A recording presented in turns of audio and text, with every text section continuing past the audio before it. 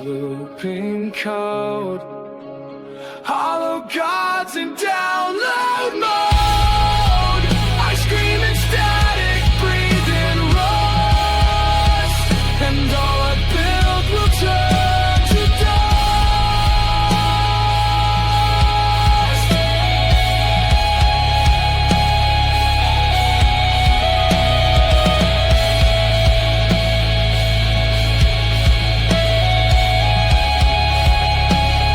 First of all, John, tell me about Dirt Sheet Radio.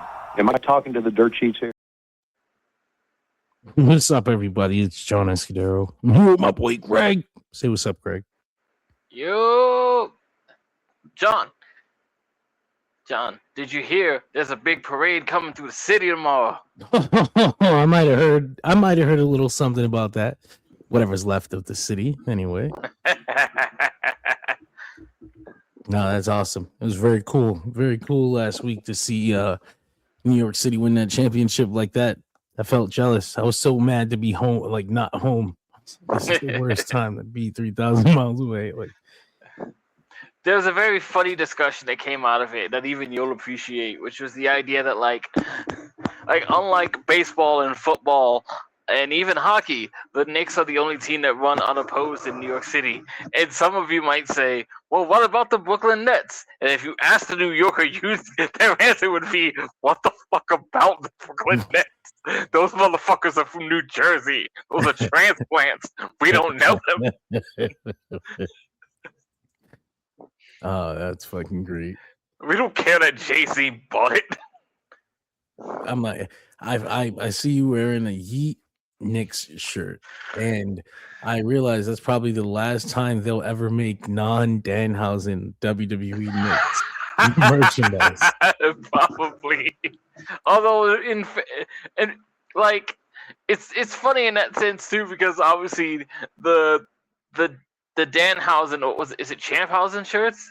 Is it Champhausen? I think it's Champhausen. The Champhausen shirts are obviously made to be like mass produced, and this was like you came to an MSG show. Here's a local T-shirt that will never sell again. Oh, so it's double rare. Yeah. Yeah. It's almost as good as the I was there shirts. It's a collab with the arena that will never be sold on the WWE shop. There was wasn't there Jalen Brunson WWE merchandise from like a time he appeared on SmackDown or something? There might have been. There might have been, and Jalen Brunson ended up getting to be in WWE 2K25. He did? Yes. That's so weird. Both Jalen Brunson and I'll give you the funny thing about that. Both Jalen Brunson and Tyrese Halliburton, who were on TV facing off, that was the other guy across from Jalen Brunson on SmackDown, were in WWE 2K25. Even though they had only recently faced off as opponents in the Eastern Conference Finals that year, because the Pacers had beat the Knicks that year, and Tyrese Halliburton did the old choke emote on the court, and that emote ended up making it into the game when Tyrese Halliburton came out. I was like, really y'all are quick about that. That's really good. They're good about updating things now, like putting things in the game, new graphics or whatnot. Yeah. So Tyrese Halliburton recently got put back into the game through the ye old ringside pass gimmick that's everyone is clearly a massive fan of. So I would not be surprised in the slightest if Jalen Brunson ends up back in. That didn't cost a bunch of people their job or anything like that. Not at all. No. Totally not, a risky idea in a devastatingly unstable gaming industry. And it's not even like an idea. It's like, this is such a great risk to take. It was like a pure greed, corporate bullshit. Sure. Have fun with that. And one that's only sad, that's made even sadder by the fact that it could have been really good if you had just actually done a good job with it. Or if you weren't so goddamn greedy. But I don't think people were gonna take to the idea of it in the first place, especially when they introduce like that you can skip tiers if you pay. Of course, there were definitely ideas about it that were morally bankrupt. I think people would have been more excited to play for stuff if there were like new items, if there were more items of desire in it. There's some cool stuff in there. I loaded it again the other day for the first time in a while because I finally had a chance. I mean, not even had a chance. I just stole one.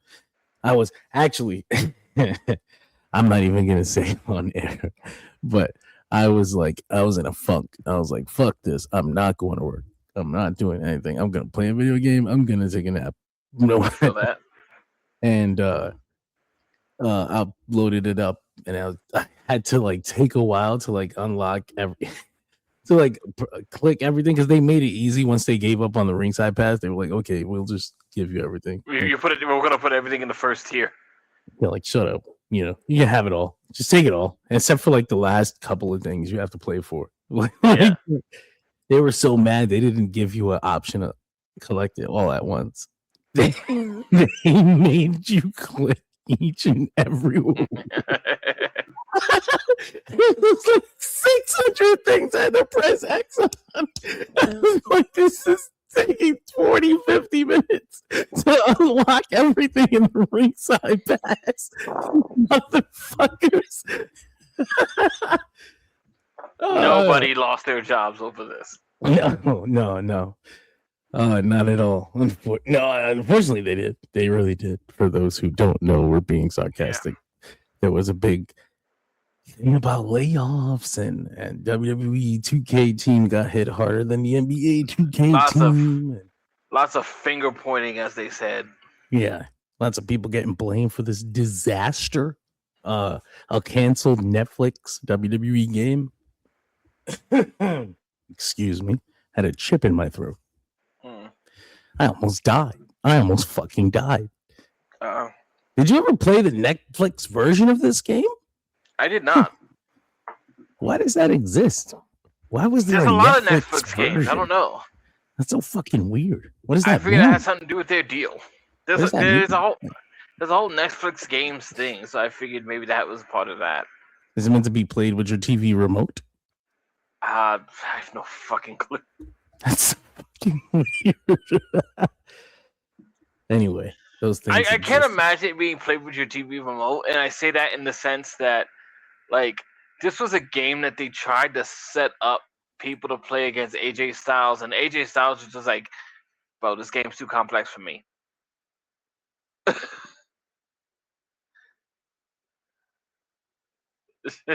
I muted myself Yes, to you eat did. a chip, and then I tried to unmute myself, and I missed it, but I thought I didn't. So here we are. But AJ loves games, so if it's too complicated for AJ, it's like maybe we've gone too far. Granted, like AJ's an older man, but you know, he also played King of Coliseum, and that game ain't exactly simple. The other day I was, excuse me, I was talking to somebody. I don't remember who it was, but they were like, "Oh, I'm getting old and I don't understand this technology or whatever." And I just never want to be that. Like, I never want to get left behind with technology. I never want to willingly get left behind. Like, oh, that's it. I just don't understand. You know, like, what the fuck? You don't want to feel like that clip of Ozzy Osbourne who doesn't know how to turn on his television. Where is the button? There's no button, Grandpa. You think it. You think it now. If you imagine the TV to be on, it will be on. That's right. I forgot. I imagine that's a lot of what's going on in the offices of TNA wrestling. It's just people that don't know what the fuck is going on. Traumatic segue. What is this?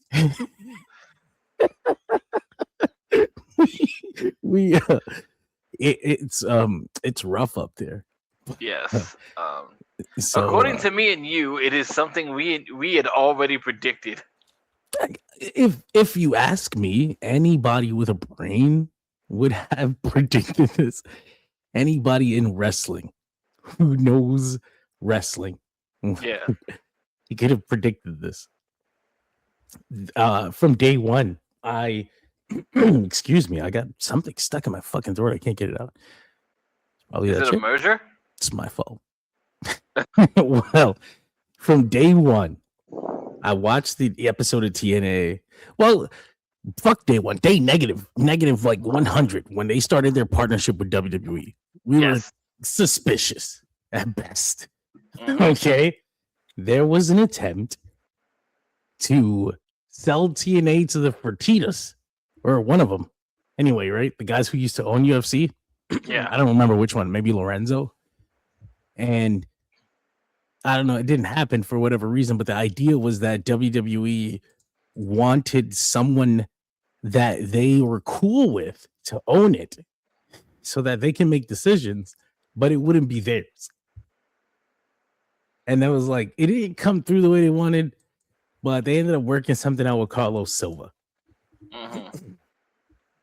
And, you know, now that I think about it, now that we're talking about it, when Jordan Grace appeared in the Royal Rumble, that was Scott D'Amore, right? Probably. Do you want to go as far back as when Mickey James did? No, I don't think the Mickey James one is that, because that's reaching out to a legend, a former employee, and yeah, that's what I meant. Legend by their standards. Okay, I guess maybe. Would you call Mickey James a legend? I wasn't trying to take the moniker away from her, but I was also saying like it was also someone that they knew, obviously.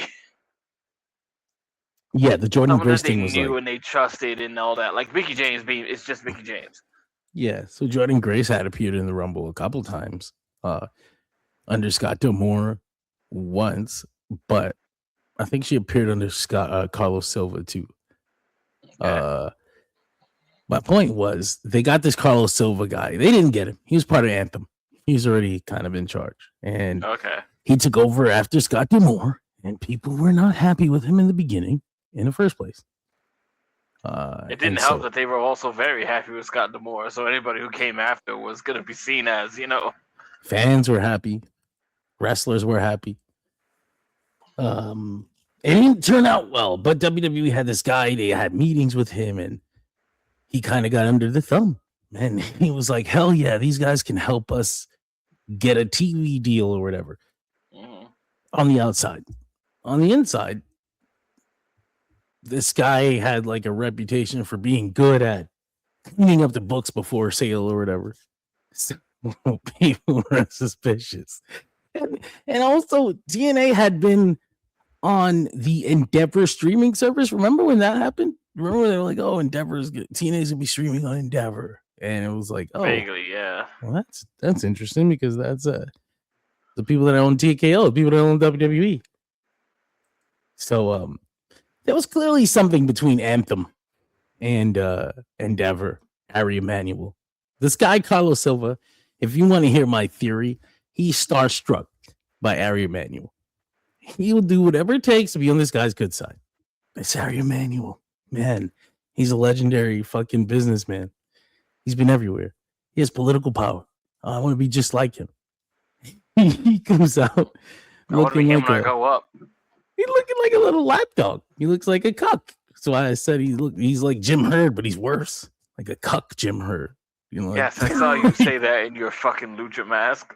Yeah, I was just wearing it. Was my birthday. I felt like being funny, but I wanted to put it on now. It was too far away. Yeah, I was like, oh, never mind.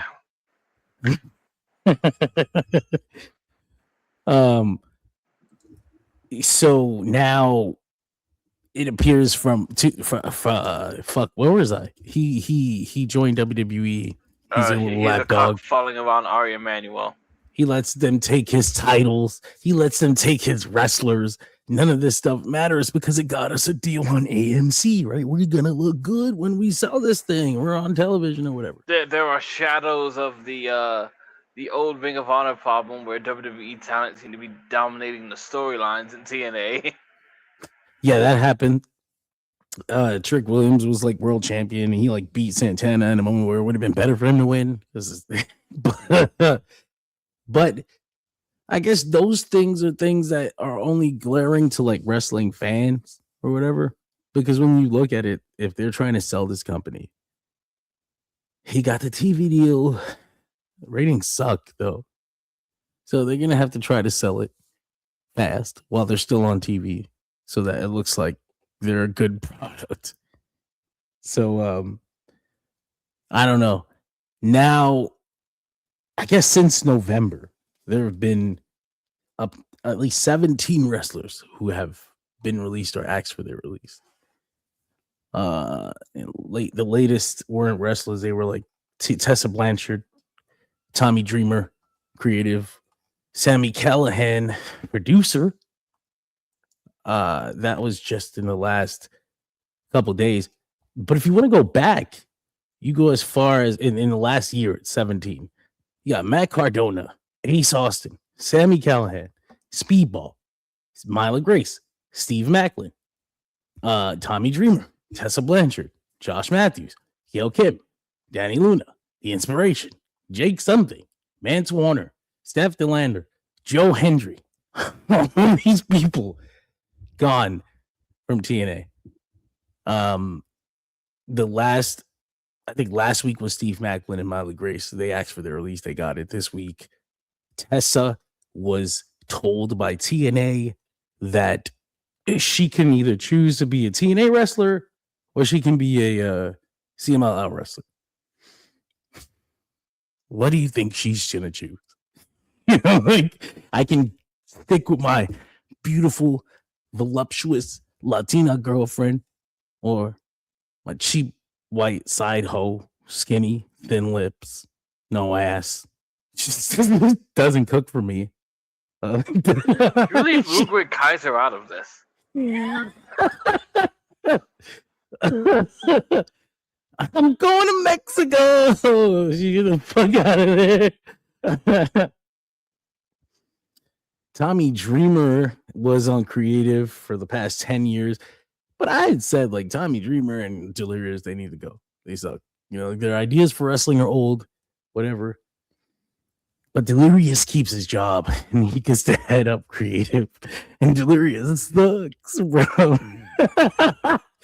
You didn't live through Ring of Honor, Delirious people. You don't know what the fuck it's like. All right, you're living through Delirious TNA. You don't even know it. You don't even know who he is.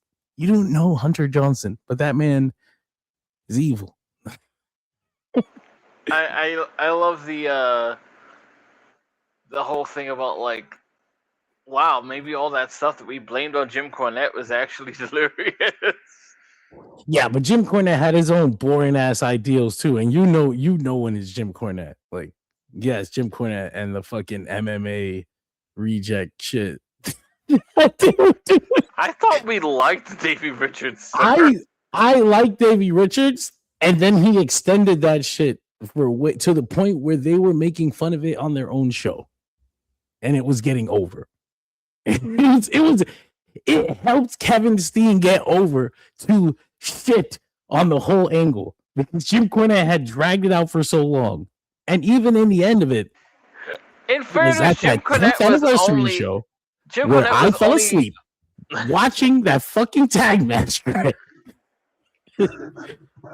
happened. Jim Cornette was only honoring a time-tested and beloved Ring of Honor tradition of stretching an angle out way too long. Yeah, it's funny because I loved American Wolves.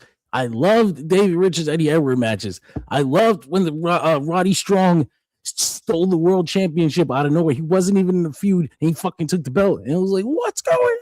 And they were like doing this little combination of those three wrestlers. That was great. And MMA added in Colorado and Adam Cole, and it was a good idea. But we had gone too long, and it was boring, and Kevin Steen stuff was getting over, and him and El Generico were like the best thing on the card, but Jim Cornette was like, no. El Generico doesn't work here anymore. What? What the fuck? Anyway, good times. Don't get me started. We lived through Smoky Mountain Honor a lot. I actually missed most of that era. I liked a lot of it, man. It was. I used to go to those shows. I was at the Hammerstein. I wouldn't trade those memories for anything. But looking back on it, I can definitely laugh at certain things. And I mean, it was fun. It was definitely fun. I never hated Ring of Honor until the end of its life, where I was like, now this is shameful. This is not Ring of Honor. This is a farce. Enzo Amore is here. Enzo Amore is here, and Look, we don't talk about that. You don't get me started. Bully Ray Dudley is booking his girlfriend at the top of the women's division, and Mayu Iwatani's in the building, and Hana Kimura was in the building. You know, like there's shit like that. Okay. Anyway.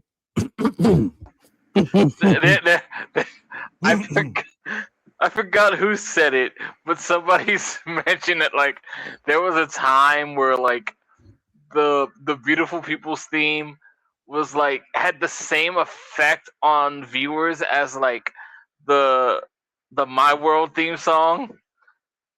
Where it's just like, God. Oh god damn it! It's like brown noise. I gotta take a shit. Like you're just watching the show and here's Samoa Joe cutting his promo out your son, and all of a sudden just well, it's worse because it's like two guys you really like, and they're like, "Oh man, you're gonna have this fire or Samoa Joe and AJ Styles or something." Like, "Oh man, this match is gonna be great," and it's fuck this earth is coming. He's gonna take the world title. It's not even in this segment, but I know he's gonna take it. He's the king of the mountain, Joe. So, like, at some point, they're like the Beautiful People with that same thing for fucking women's storylines. It's like, oh man, this is cool. It's Gail Kim and it's Taryn Terrell, this young up and coming crazy person. And it's like, oh shit, the Beautiful People. I like this. I like that theme song too. Like I think back on it, and I guess because I like to see them let the pigeons loose. I don't think I realized how much it was so normal to me that like let the pigeons loose. I look back on it 20 years later. And I was like, Cole. I was like, wow, they really get that camera all up in there. oh god, yes. I was used to it. This is where like my exposure to that company prepared me. I was so used to that with ECW. It was just like, oh, we're still doing that. Man, like it never was crazy to me. I don't know. In that era, sexualization was kind of free on television. It wasn't like you could also show nipples. I don't mean this in a negative fashion, but you also watched anime where the sexualization was kind of. But that's what I mean, and stuff like that would air on TV. You know, like that was just airing on like Cartoon Network if it was after a certain time. You know, like so. It was just, it would take a little more to get me on. I was a fucking crazy teenager, so I was just like normal shit. I was like, yeah, that's just ass. But it's so removed from everything now, like that I go back and I saw like a clip of the entrance and it's like, we're letting the bitches loose. And I was like, that's crazy. I'm pretty sure I could see like a fucking tampon string. Like, God damn. Yeah.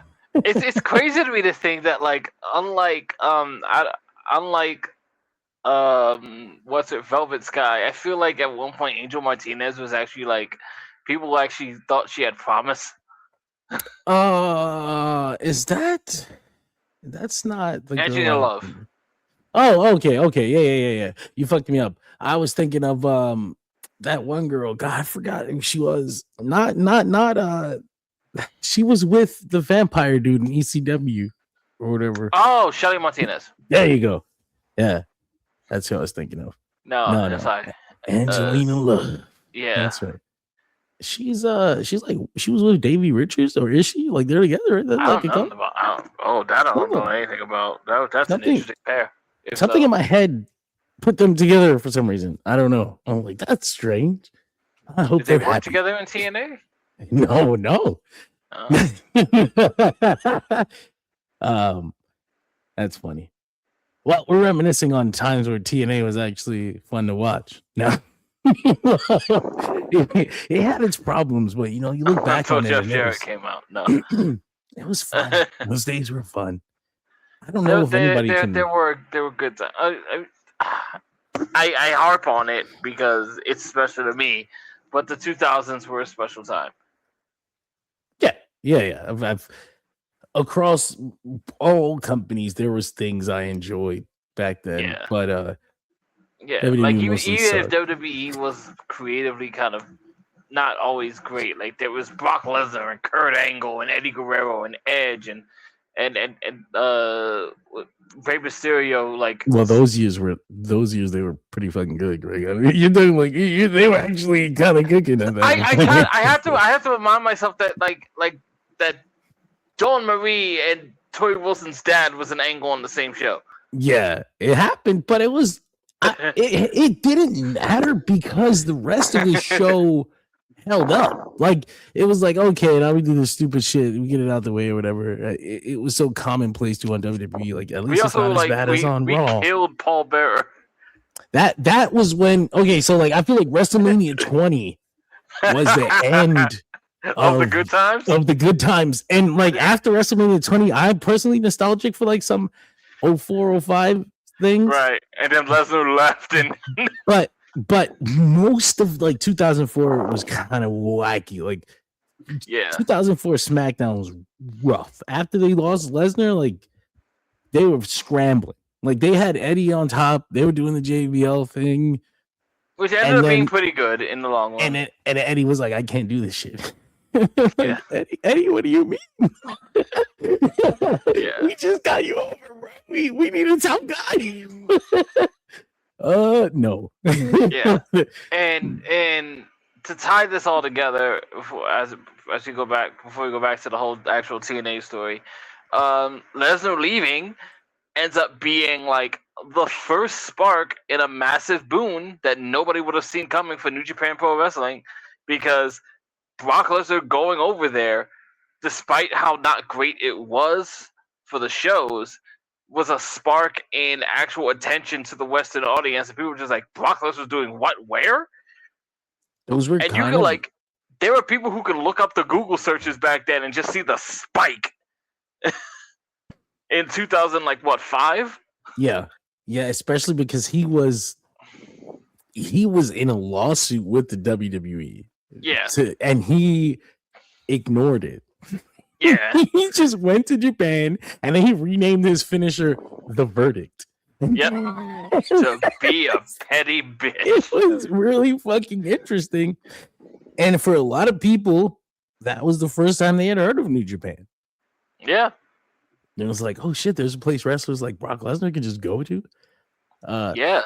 I'll hold on to that thought for another 6 years. And then it sort of like quickly exposed people to like a few people they didn't know. And it reintroduced people to people they did know, because fucking A-Train was over there, just Giant Bernard at the same time. They did at least start to work with TNA shortly after that, like 2 years, maybe a year or 2 years. Get some American exposure in there. It didn't work out the way they thought it would.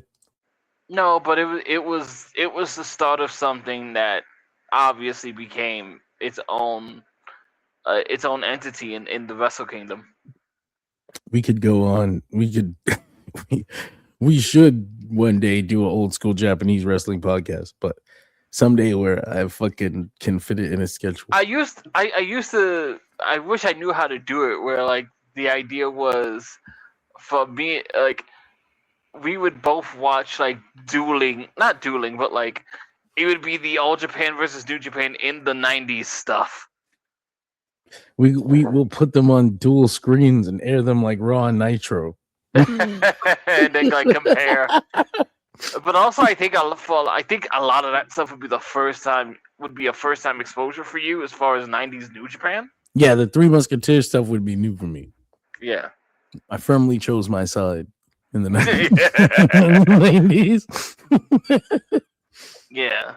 And that's not to say I didn't think it would be good. I know it's gonna be good. I just was like, you can only do one. Like if I really want to focus on it, put it over here. It's worth it. I think it turned out great. I think I've got to do something with all that knowledge though. Now it's just kind of there. And I was like, well, How do I monetize this? No. I can turn you into a paycheck. No. A question almost every wrestling fan thinks in this day and age, where you can, honestly, the free market is out there to be taken advantage of. If you can, you should. But if you can't, you will find out that you can't. And just as quickly that you don't want to anymore. Yeah, never mind. This is work. They keep calling me names. Oh, that too, yeah. Oh my gosh. I'm from the Bronx. That shit don't bother me, man. My friends have called me worse than you will ever. Those are the people I love. What did someone I don't know say to me? What names will we be calling TNA in the coming months? Nothing. They'll be dead. Or we'll be calling it content, maybe on Netflix. Yeah, I was gonna say content. A tab on the WWE vault. Yeah, I mean, I don't know, man. TNA for a long time would look like damn, this shit is rough. Like, what the fuck? This company needs to die, or like, this company is going to die, and it wouldn't. But yeah, I think this is different. I think they got infected with a poison. The poison is WWE. The poison is TKO. The poison is Endeavor. Going to inject. And the show is horrid. Like, let's keep it real. The actual content is fucking atrocious. There are some people that will fight for that show. That show is the worst. That show is the hottest of garbage. And I gave it a fucking chance. I sent you the message to someone who was just like, why would you leave TNA with CMLL?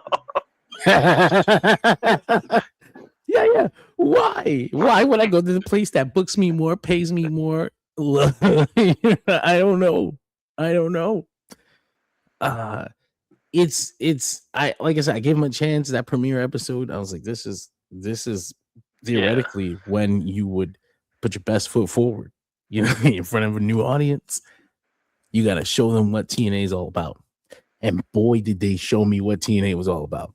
And so I was like, you go to fucking hell, you disrespectful son of a bitch. How dare you put this in front of me and try to get me to consume it? And so, yes, Carlos Silva is either entirely incompetent, which he is as far as wrestling is concerned. He doesn't know shit. He doesn't come from wrestling. He doesn't know anything about wrestling. The people that he had in charge of creative don't know shit about wrestling now. And then he fired one because the company announced that they are going to be streamlining the workforce, i.e. they'll be reducing the workforce, which happens usually just ahead of a sale. Yeah. Folks, the writing is on the wall, and it fucking says, it says Ari Emanuel was here. What the fuck? What is going on? That's what's going on. He's selling this shit, and it doesn't matter what happens on the TV show anymore. Like, they've got a contract to fulfill with AMC. They'll produce the content with the wrestlers that they have. But I suspect that when it's over, you're gonna see a lot more of that that guy in Ash by Elegance or whatever. Oh, Mr. Elegance? Isn't it Mr. Elegance? Mr. Elegance? Maybe yeah, it is. So. The fucking guy who walks around looking like Adam Warlock. Yeah. It's rough. That is a comic book reference for those who are uninitiated. MLW exists. And I think MLW has kind of defaulted its way into the number 3 spot. They've also got a lot of good stuff going on. They got Saya Kamitani in there. They got partnerships with CMLL, Stardom. Now New Japan. They are on New Japan World. MLW's going to air on New Japan World. They're that making all genuinely surprised me. Fucked me up. They're making all the right moves. So kudos to MLW. Maybe I should actually give the fucking weekly show a shot. It's It's One time they stabbed Conan. that's funny, but that's old school MLW though, isn't it? Yes, it is. That doesn't count. Well, that's second wave old school MLW. Okay, because they did come back a second time. This was the third. not This like- was the third. Three times the charm, right? Not like, well, no, I feel like this is the continuation of the second wave, but like first wave MLW was like, it was the ECW. yeah, this is kind of an show. extension of ECW, and Yeah. then they broke Dick Togo's ankle. Fuck. But yeah, it was very much an extension of ECW. It was a late night show with Joey Styles on commentary and a lot of ECW stalwarts facing young guys that we would come to know. Like they were, what was funny as hell? Because I don't know if you ever watched the early shows, Only but like clips. only clips. Yeah. So like you get this really truncated, distilled version of the Raven versus CM Punk feud on MLW TV because they obviously didn't have the time for it like Ring of Honor did. You remind me of my father. What do you mean by that? I watch another show. We get into it on that one. But here's Raven and CM Punk feuding on MLW. I seen like Dusty Rhodes popped up. You know, like Yes. that's weird. To fight Terry Funk because Such a you're fucking- old enough to remember what that means. That's so crazy. Like what that would have been these shows were like 2002, you know, like 2003-ish. Yeah. And Yeah. those people were relevant in like 1989. Yeah. So that's the equivalent of like earlier than that.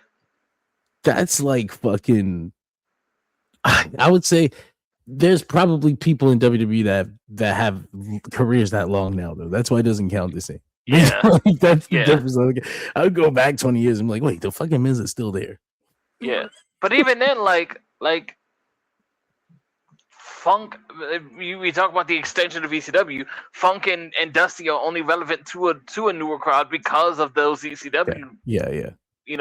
spots like Dusty and Carino and the various Terry Funk spots that he did because he helped get the company over. Mhm. Again, also at the same time, they were doing things like they put Homicide and Low-Key with Gary Hart, which is a name nobody would have known at that point. Because Gary Hart hadn't been relevant since the goddamn 80s. And all these things are still more interesting than what they do with TNA in 2026. Steve Corino was doing the Extreme Horsemen with Simon and Swinger and Just Incredible. What do you mean? Moose is typing up a tweet right now to tell me why I'm wrong. Why TNA is on fire right now. Moose. Have you seen him? I mean, like, I guess sticking up for your No, company, but I guess at I can't fault the man for standing up for his the job. I expense guess. of yourself, I would never. Like, I would never look stupid on purpose. Like, there's some I wouldn't undeniable either, but shit. Like, undeniable. Like, he's like, wait till we see a packed house at Slammiversary in 2 weeks, and then I someone wouldn't pulled up either. the But we ticket watched map. we watched Seth Rollins do the same shit. Oh, we've got better wrestlers. Yeah, but he never got over that shit. Like, they will never let him go. They'll never let him live that down. No, they won't. He'll have to defend it for the rest of his career because they won't let him. And that's ironically, it led to him getting injured in the ring like several times because he keeps trying to prove that. I never thought about it that way, but it's like in his zeal to constantly prove it, Yeah. he hurt Yep. himself. Yep. And he would miss every chance to actually get to be the top guy, like his two Shield cohorts, because he kept getting hurt. But we've got the better wrestlers. All right, Seth, let's put your arm back in. Even when he faked getting hurt, he got hurt for real quickly after that. That was wild. That was wild karmatic energy. I don't know how else to put it. At one point here at Dirt Sheet Radio, we will pour a drink out for TNA Wrestling, and we will talk about the good times a little more. And hopefully there will be some affordable system where we can enjoy the good times on some sort of streaming apparatus. We're going to have to download it, and we're going to steal it from the internet as we do. Yes, though. God, I miss the WWE network, the real one. Yeah, it's just kind of sad to see all these wrestlers end up thrown on their ass like that. But Sammy Callahan, Yeah. I'm sure, will find his way. Sammy has his own promotion, Pro Wrestling Revolver. He's got his connections. He also with Jon retired Moxley. from like actual wrestling, didn't he? Yeah, he's just a producer. He was putting matches together. I feel like there's certainly a place for him in AEW, especially to do shit like that. Like, you've got connections, big dog. Use them. Like the top guy, the guy that has saved the company several times is like one of your best friends. I'm pretty sure you can just get a job. Like you should use that connection.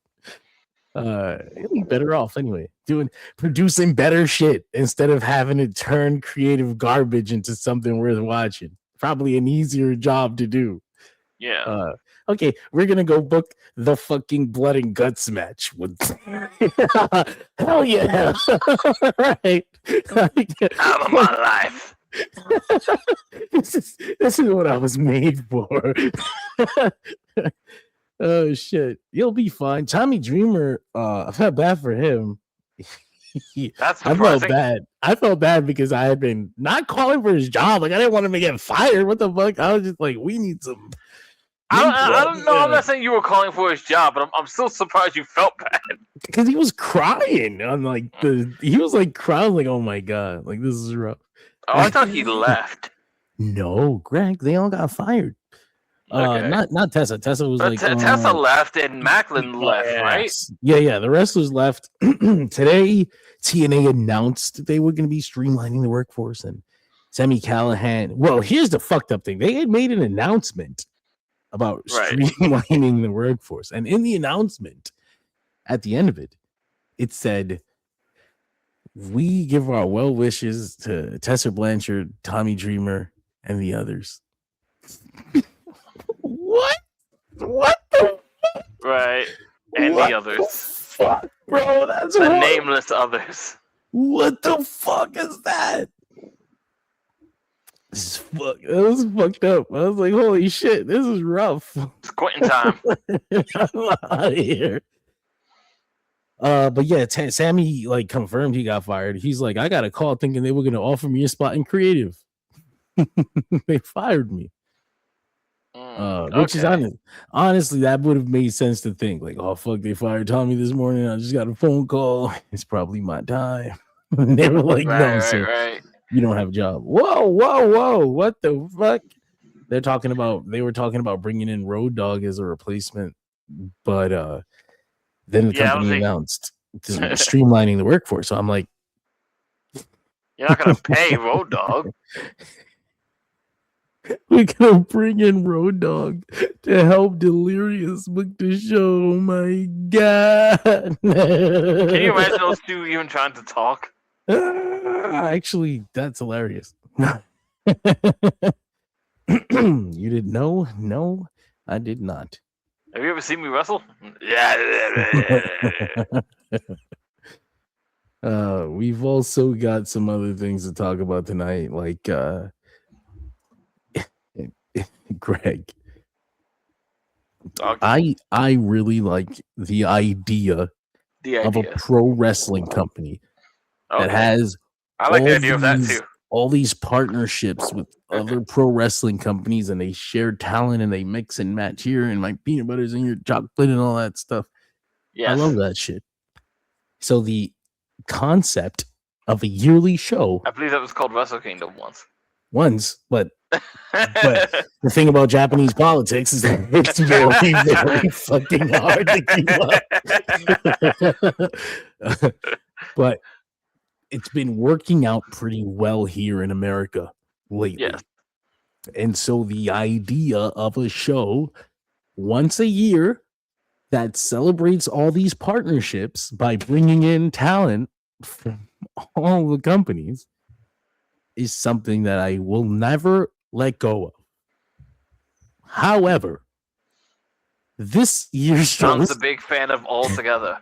this fucking show is empty. This show is empty. There's no one here. This Forbidden Door is just an AEW stopgap event. Like, there's not even a world title match from AEW on it. There's fucking No, there's a fucking like 4-man tag or some shit. and it's like, what the fuck is this card? It's not that it's a bad card. I'm sure there's gonna be good matches, like, but it's supposed to be Forbidden Door. They got 4 logos on that bitch. They have 4 different companies on the Granted, logo. one of them is theirs. Yeah, well, sure, yeah, that's one of them is because it's AEW, it's CMLL, it's Stardom, and it's New Japan. There's Oh, okay. I'm sorry. They didn't put Ring of Honor on it this year. no. Ring of Honor has its own. Ring of Honor had its own crossover show, Global Wars, which you could excuse, but like because it's Ring of Honor. But I'm pretty sure they had like more crossover than this. Like they had. Fucking Because I remember Tokyo clowning Joshi. Wrestle Dynasty for putting Ring of Honor on it. I'm just like, fuck you. It's the same company. Don't fucking Like, lie to me. I don't know if it's a timing thing. I don't know if it's a politics thing. There's definitely an issue with timing considering the G1 is like right across the street from Forbidden Door. No, at least he didn't wait until fucking after, which is like, oh, now all the wrestlers are fucked. So Yeah. we can't do anything with them now. This seemed like the moment to do it, and from what I heard, there was supposed to be big United Empire involvement in this show, and Yeah. Callum Newman was set to have a big singles match on this event, but he fucked his shoulder. Yeah. So I believe my theory is that Callum Newman was going to have a match with Jon Moxley. Because that's what makes sense to me. They weren't going to do the Ospreay match yet, but he was set to have a singles match, and Moxley would be the guy he's got an issue with. And Moxley's the main event caliber guy that could face Callum Newman and make it a big match. Yeah. So that would have been And big. also a match that like New Japan would recognize because they have history with Jon Moxley. He's recognized as the 81st Former IWGP World Heavyweight Champion, yeah. Not anymore. Former IWGP Heavy Q. I said heavyweight champion. I just said world heavyweight champion. I was like, we don't use that. I will never say that word. again. We don't use that word here anymore.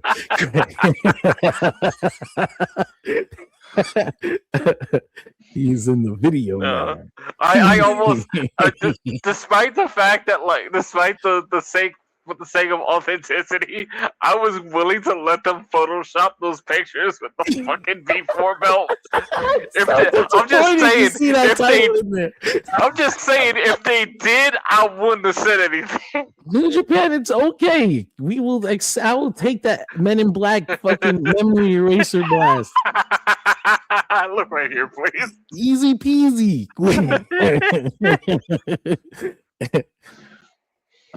Yeah, so that was probably supposed to happen, and they lost Callum Newman, but it's like, was that it? Was that all you had? Where's CMO? Where are your fucking luchadors at? I do not fucking count Bandito. He works here. Fuck that. He doesn't work for CMLL. It's not even like a Mystico thing. Like, at least Mystico, yes, he kind of works in AEW, but he's CMLL's fucking idol. He's the guy. Yeah. Like, at least an Atlantis Jr. or some shit. Black Tiger's cool. Like, somebody. Yeah, right. Damn. Basically, and like, I thought it would have been easier because like the Lucha guys seem to be much more willing to work here than the Japanese do. I was waiting to say something because it was looking crazy. And I was like, all right, but you know what? They got matches left to announce. Yes. Fine. Especially the Mark Briscoe one. I was like, all right, he's got to fill up this team. We're going to get some guys from other promotions. Maybe Mystico in there. Maybe a New Japan guy in there. He picked a bunch of dudes that work in AEW, man. Oh, no, wait, we got Takeshita. Fuck you. He works here. He's got the fuck out of here. He's been champion like 2 times in this place. No, no, not Takeshita. He doesn't count. Nobody in that team. There's nothing about this door that's forbidden. It's unlocked. It's open. There's just a fucking door frame. There's not even you can't even close this thing. So I'll run down the card so far as we have it on Wikipedia. Will Ospreay versus Swerve Strickland. That's an AEW match. Mercedes Moné versus either Athena or Maya World.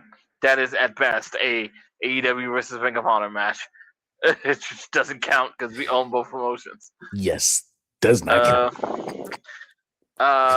The first actual factual interpromotional match we have here is Kenny Omega versus Zack Sabre Jr. There we Not the most intriguing match between the two companies, but a match that in a vacuum I'm interested in watching. It's gonna be good. It's going to be good. It's got a they are guaranteed. two very talented guys. It's got a pretty guaranteed finish, and yeah, we're getting there. Like it doesn't have any ass behind it. No stakes. Yeah, it's a nice. It's a perfectly Zack Sabre food vegetarian meal. No meat. You've got Thekla versus Starlight Kid, which is a Stardom versus AEW match, one that was at least somewhat built up. You know, Thekla spit on the logo, and Starlight Kid has come to defend its honor. Not shockingly, but somewhat amusingly, that like Hazuki was in the company and had nothing to say about it. But you know, it's not my business. Not my business. Not my business. Oh, not my pig, not my farm. I guessed. Right. You've got Team Briscoe, Mark Briscoe, Orange Cassidy, fucking Mark Briscoe, the conglomeration, and Konosuke Takeshita, who has his own dog in this fight. I don't think Darby's a conglomerator.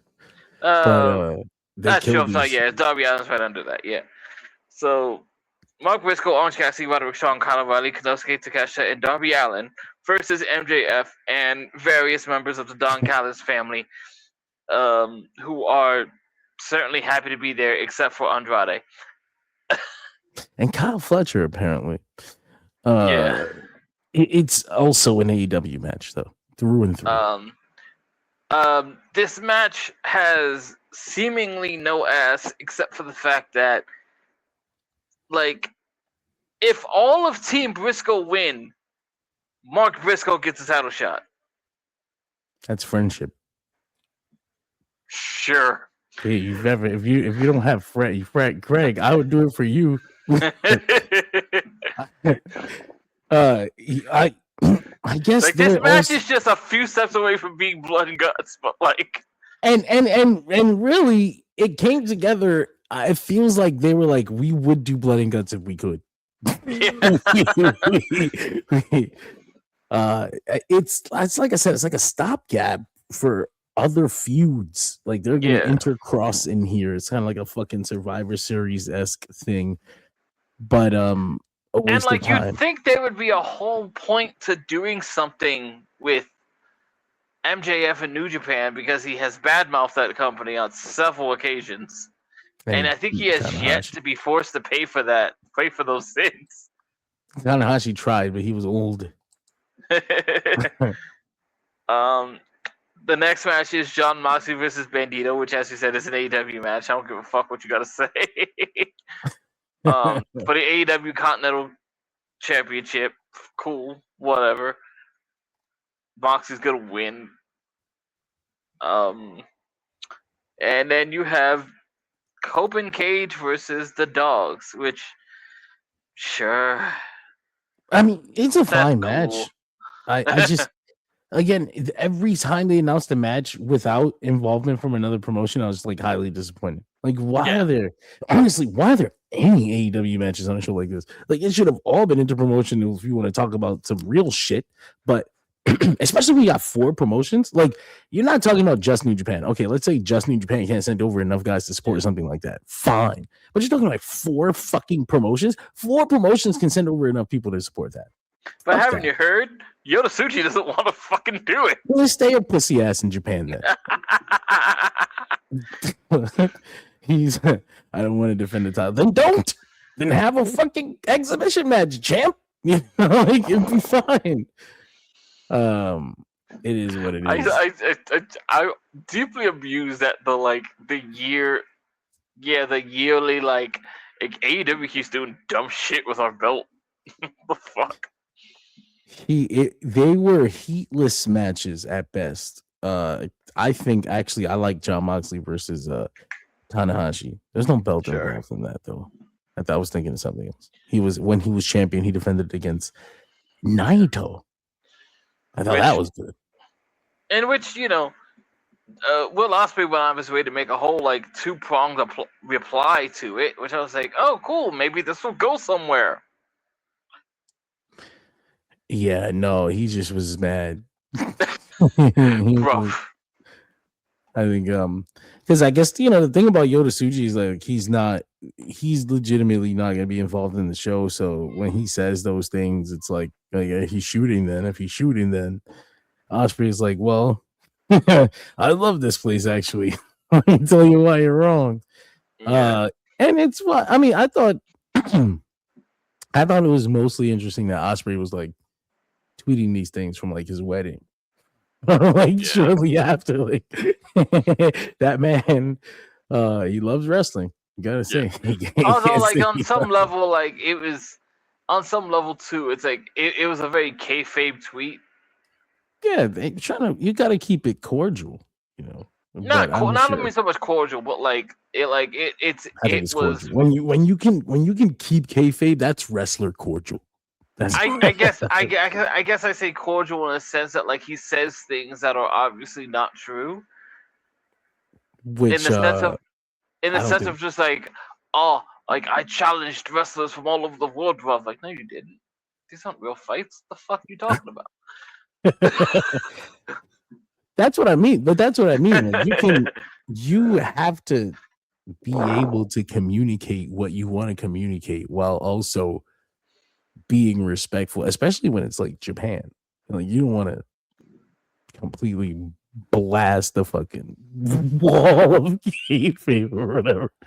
You got something to say, you say it, but you also mix it in with your kayfabe bullshit. I was a better champion than you. Of course. I mean, I would think that's as tactful as it gets in wrestling. Like if you can express what you really feel beneath some stuff that can maybe later on we can work with each other and fucking we'll pick up off of this, then you're good at what you do.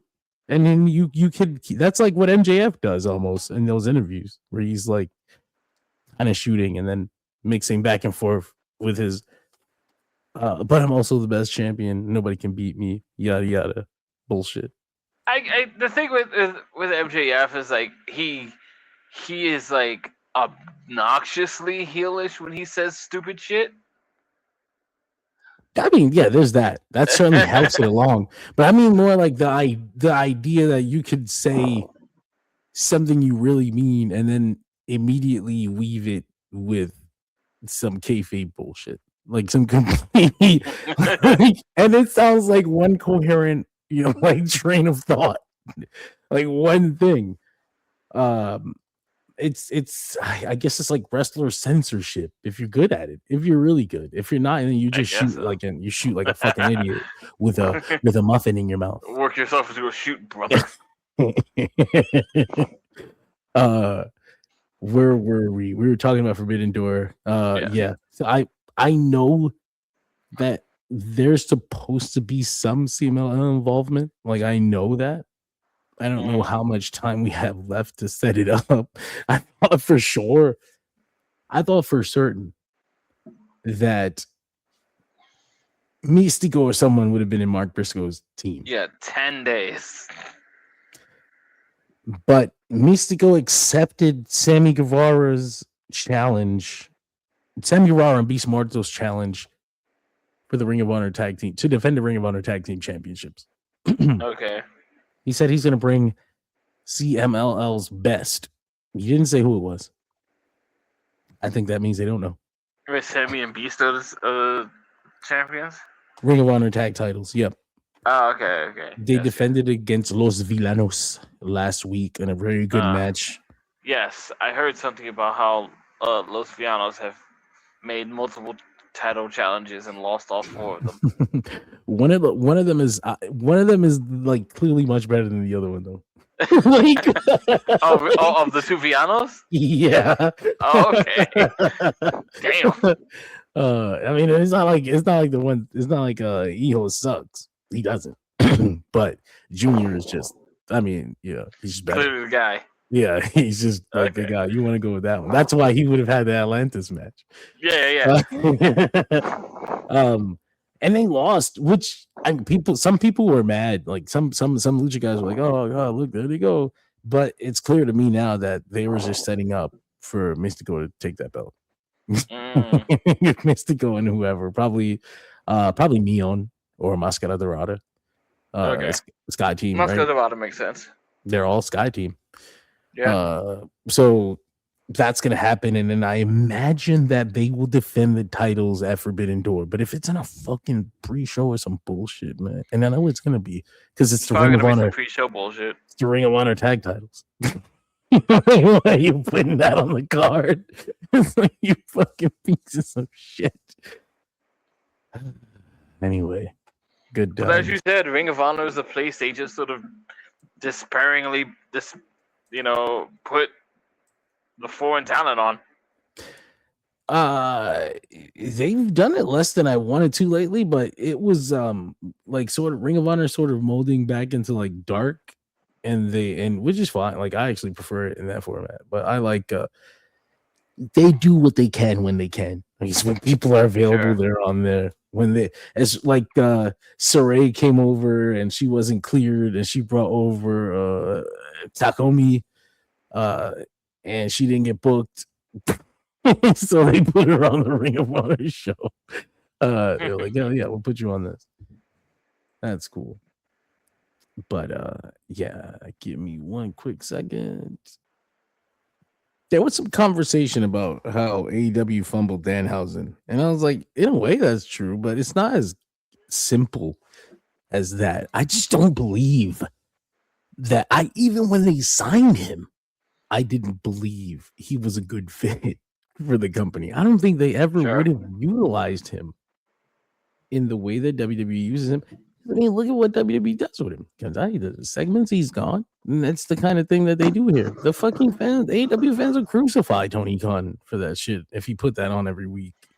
Yeah. There's also the Knicks thing wouldn't have blown up without WWE's partnership with ESPN in the first place. True. I'm thinking, like, it would have been a thing he would have did on TV, and it would have been on YouTube. It would have gotten some traction on YouTube for a bit, and that probably would have been the end of it. You figure by 2023, just when the fan base was getting sick of the MJF sports entertainment stuff, they would have, and the songs, they would have fully rejected Danhausen. They would have turned on him so hard in 2023 that they would have shifted his gimmick on TV. Yeah. How did actually? I'm curious because I don't remember it very well, and you have a better memory for this than I do. Like, what is your memory of the whole like buddy cop thing with Hook? My fucking dog was about to start snoring all loud in the background. Get out of here. Yeah, she's gotta get out of here. What's your memory of Hook?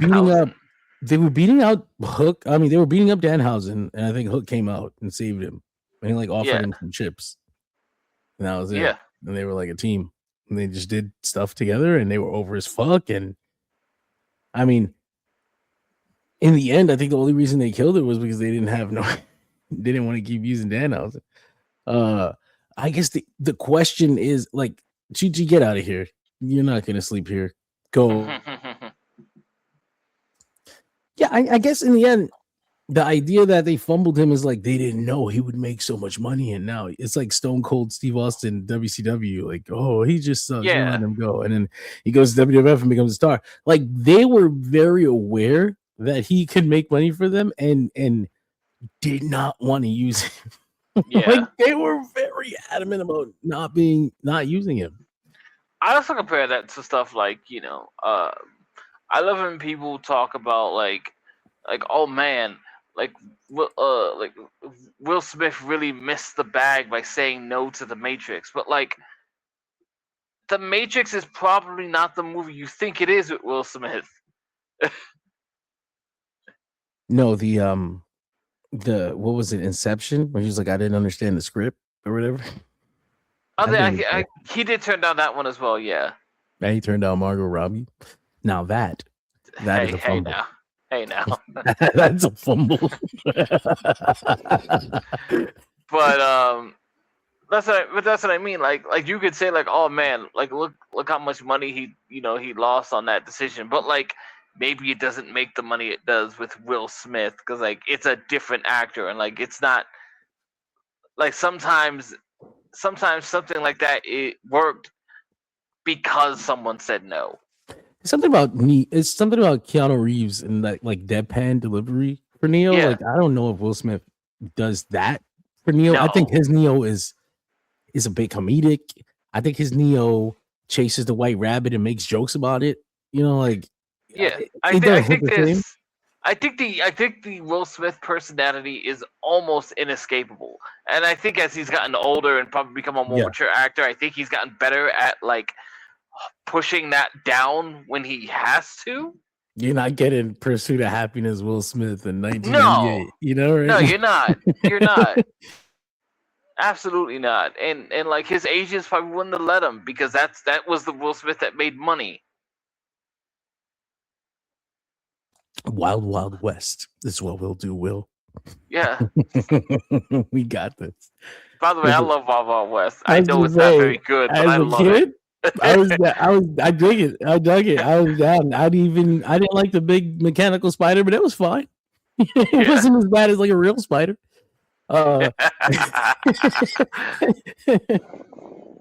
Anyway, my thing was like, we don't know why AEW didn't want to use him. I have my theories why. I got some suspicious likes on particular posts on the Dershi Radio Instagram by some high-level AEW people that helped my theories along. And I was like, I'm not gonna put them on blast because that would open a whole fucking door. But would it also be forbidden? It would be very forbidden right now.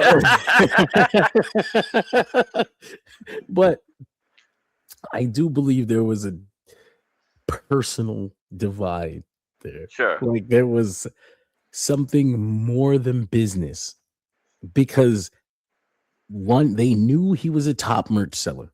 They knew that if they pushed him, they would be dividends. They were very aware of this and they decided not only to bench him, but to extend him and keep him benched on the extension. Yeah. That screams to me of like something like petty. It's like there's something very interesting about saying, like very expressively saying that we do not want to be in the Danhausen business, but we're not going to give him up. Yeah, not only do we know he can make money, we don't want him making it for you just yet. We're holding him off. We're holding on to him. And I mean, there's anybody with a brain can make some certain connections. Like there are certain connections that are very obvious. Like that would no clue what you're talking about, John. That would possibly cause some personal separation between Danhausen and other people in the company. Can't imagine. It worked out the best for Danhausen. Like him and WWE are perfect together. They go together. WWE wants to present itself as what Danhausen is. Anyway, when Danhausen's on ESPN and he's on the fucking Knicks championship floor with the lady from fucking Law and Order and shit, like Mariska Hargitay. When she looks at him and she thinks, that's WWE, that's professional wrestling. It's like personally, I am right. You know, like, yeah, I guess it is, Mariska. I guess it is. But that Meanwhile, there is a guy who was interviewing the gentleman from the movie you just saw, The Hunted, I think it was called, The and who was Furious. trying The Furious, and was trying to sell the gentleman on Konosuke Takeshita. Really? I didn't see that. I sent you the clip. When today? Yeah. Holy shit! I gotta see. Send it. I got no wait. Anyway, I gotta check that out. I sent you a clip earlier today. Yeah, like there's a guy who was doing an interview with a gentleman from that movie, and he's just like he's like, yeah, there's a lot in common with what you guys do as stuntmen in that film with pro wrestling, and he started trying to sell him because the guy said he had been a fan when he was a kid, so he knew the Undertaker and stuff like that. And the interviewer he was speaking to was just like, you should check out these guys. He's like you know. His exact quote was like stay away from the Western stuff. It's fine, but it's more theatrical. I want to point you to the direction of these guys because they remind you of what you guys were doing as stunt work. Yeah. Did he show him any clips? I gotta see. I see the. He doesn't show him any clips from what I saw, but he rattles off some name. I don't think it was a junket. I don't think they had time for that. I'm taking the moment. I'm talking. I'm taking this moment. I've got the fucking viral clip loaded up too. I'll just check that shit out while I talk to you. I'm actually looking at it now. Joe Taslim is having a fucking incredible year too. Like he was just in like Mortal Kombat. Was he in that? Yeah, he comes out and does this shit. No. No. Thankfully for him, no. Who is he? Cole Young. Is he still? I don't think he's Cole Young. No, Cole Young is a younger dude. So who is he in Mortal Kombat? Give me a second. Joe Taslim or Taslim. I might be saying that wrong. Maybe. Saying that wrong. I am just a American. And he's Sub-Zero. Okay. He's cool. Okay, so he's basically getting into fights with our guy from Shogun. Yeah. Oh hell yeah. I forgot. I was gonna call him Yoshida. It's not Yoshida, is it? Anyway, it's him. That's the. He's great. That's excellent that they crossed over like that. I wish he would have shown him the clip. He's not going to take the time to look that up by himself, brother. He was like, "Please put me on." He seemed interested. But yeah, the Danhausen thing, the crossover thing, AEW wouldn't have been able to get that crossover appeal going. They got their own style. Danhausen doesn't represent that style. As a fan of the company, I personally wouldn't have wanted to see him doing this stuff there. I didn't want to see him doing this stuff there. I'm glad that he's not. So I'm glad that he's in WWE doing this stuff where it matters, where it counts, where it's going to be the most effective. I've heard that stuff before, which is sort of interesting. Like the idea that like Danhausen was not a good fit for AEW as far as like the thematic core of what AEW wants to be. I mean, I that's not to say that they couldn't have used him. I'm sure that they could have figured something out. They figured out the Leo Rush thing a little, not even figured it out. They're still kind of trying to get it. They're like, okay, well, we'll do it. Fuck it. We'll do comedy stuff. Then, like, I don't know what you are. They gave him a belt. They gave him the Ring of Honor TV Championship. Oh yeah, that's why they did do that. I was like, okay, then. So like, he's there. You know, they have an element of comedy there. Of course, Leo Rush is an incredible wrestler. So like, there's that aspect. I'm not saying Danhausen isn't, but he certainly I don't think he's Leo Rush. Leo Rush is an interesting case to me. It's like a guy who's obviously very physically talented, but has just always struggled to ever get a footing anywhere or connect. You know, I guess so. Yeah, like he he did the cruiserweight thing for a little bit, and they decided to make him a manager. Lashley, Lashley. He connected with that stuff a little bit, or people laughed at it at least. But when you think of Leo Rush, he was a great wrestler. Like you said, he wasn't connecting with anybody. He started this Black Heart thing, and it got over. And so they're gonna figure out something with him on TV. Although the Black Heart thing's pretty old. Yeah. Like he figured out how to get it on AEW TV. Just kind of sneak, just kind of do it. Just and it's not even the version of it like what he's doing now isn't even what he was doing in CCW. No, from what I know, he went to Tony Khan and pitched doing this, and I think they went back and forth on some stuff, and then they put it on their TV, and it's working for him. So like that's not like I'm saying, Danhausen probably would have gotten some people's attention. They would have been like, yeah, but even the Leo Rush thing, you see a lot of the hardcore fan base being like, how long are we doing this umbrella thing? Yeah, there's gonna be a lot of people. There's gonna be people who, again, because they came to AEW for a certain thematic direction, who are just like, this is weird shit, you know. And I guess it's interesting. I think people have. I think everyone has a certain level of acceptance for weird. You know, like the Jim Crockett shows had Kevin Sullivan. Kevin Sullivan was certainly a brand of weird. He was a fucking he did like a worshiper thing gimmick. He painted his face and all that weird shit. Yeah, and he talked a lot about devil stuff, but I guess like the difference between that is like you never saw Kevin Sullivan do a magic trick. You know, he just talked about a bunch of evil shit. And then he wrestled.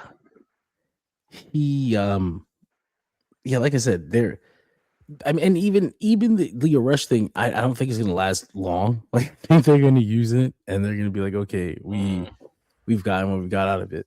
But of course, who knows? Maybe it will. I give him this. There is I don't know anybody who can do that fucking run that Leo Rush does, where he looks like an actual like rabid animal.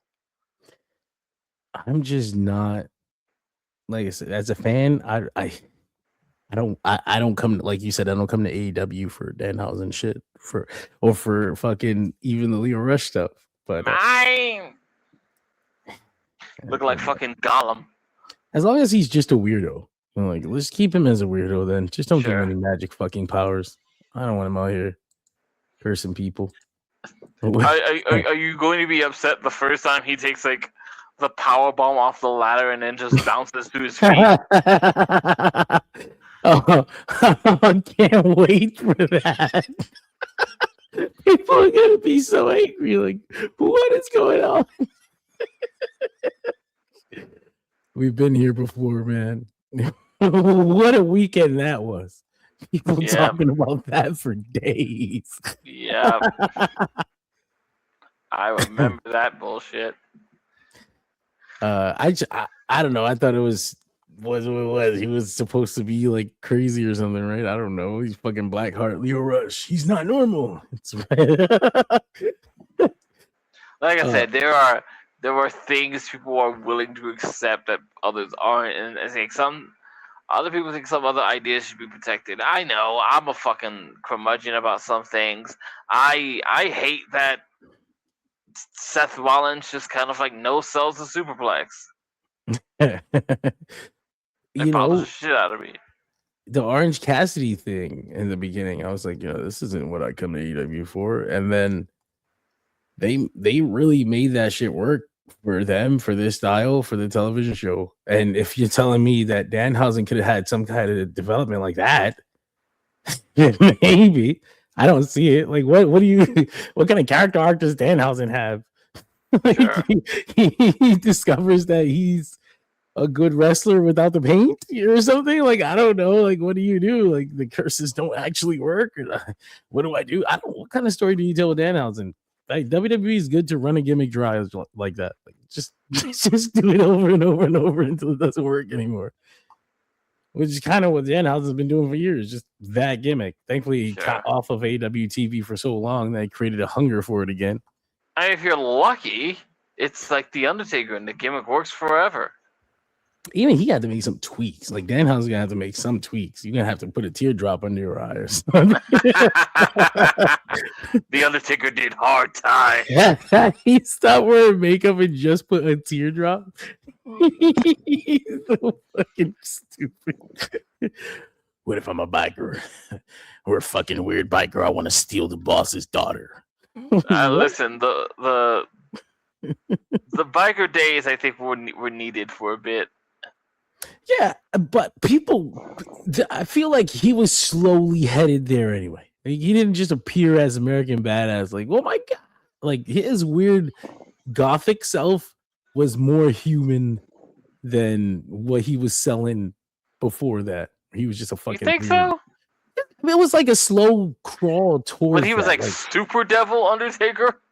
Because he was like, first he was like weird, like oh, he's got powers and shit. Like it's something weird is going on. Paul Bearer and all that shit. With him and Kane. And then Kane came, yeah, and they really did like double down on the idea of powers. Kane had like they had a lightning fight. Yeah.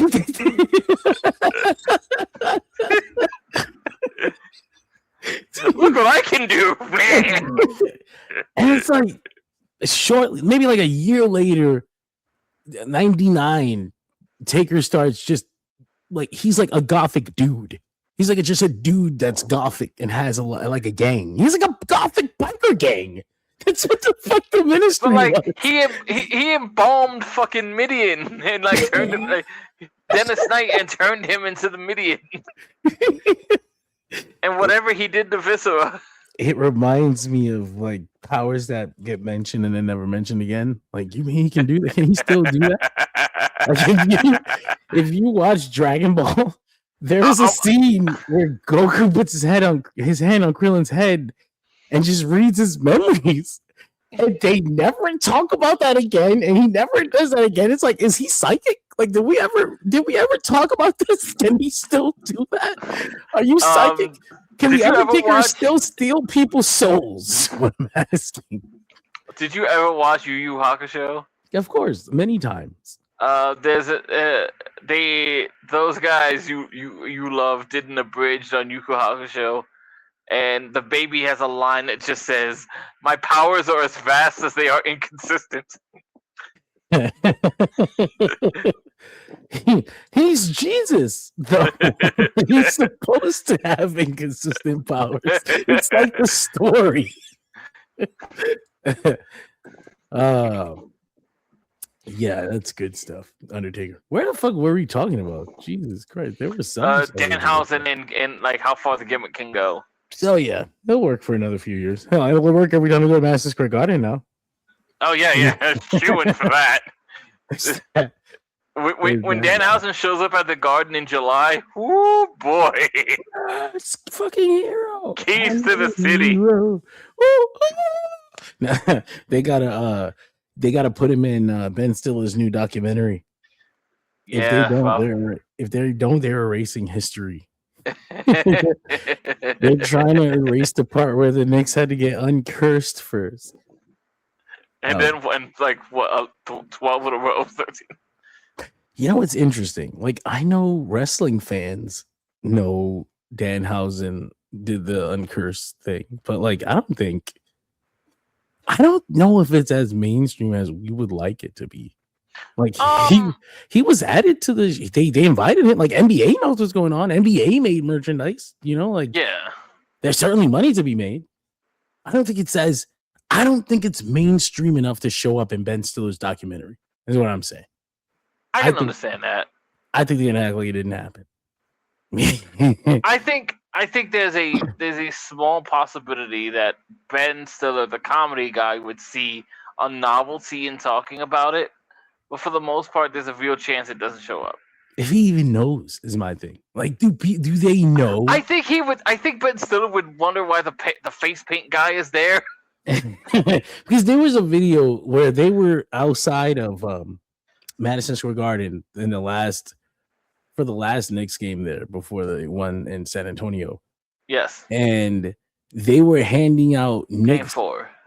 hats. They were like fitted or snapbacks with Danhausen's face on the front. And then they were like, you know who this is?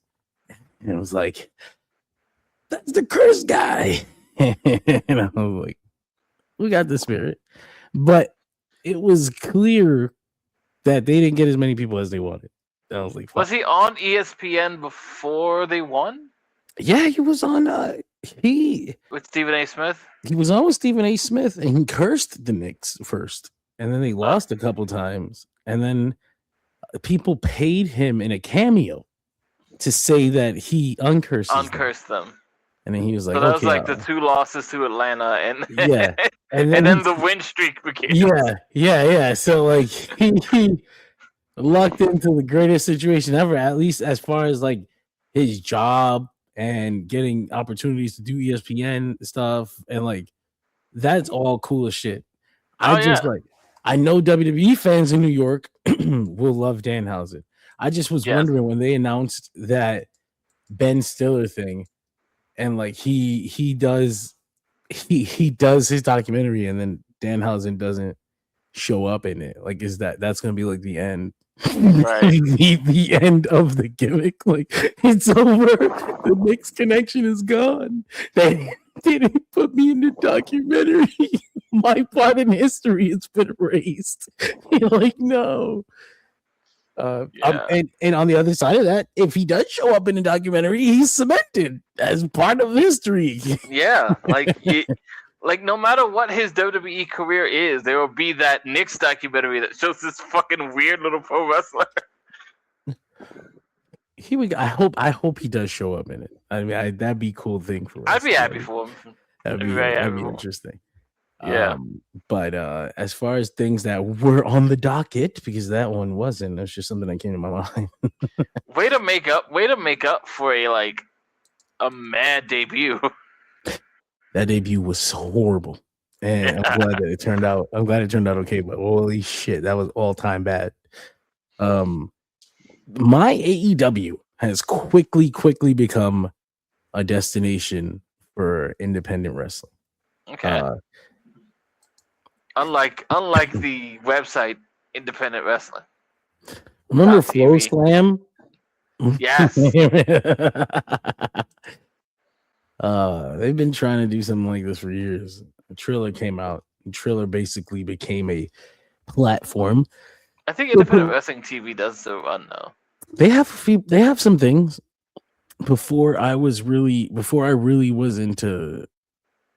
Before this was my career, they had given me a account because they wanted me to like plug it, but I was like, I didn't know how to do that.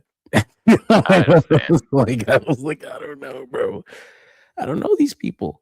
Yeah, Independent Wrestling TV is something I would have loved a long time ago before like I kind of lost any like interest in the indie scene.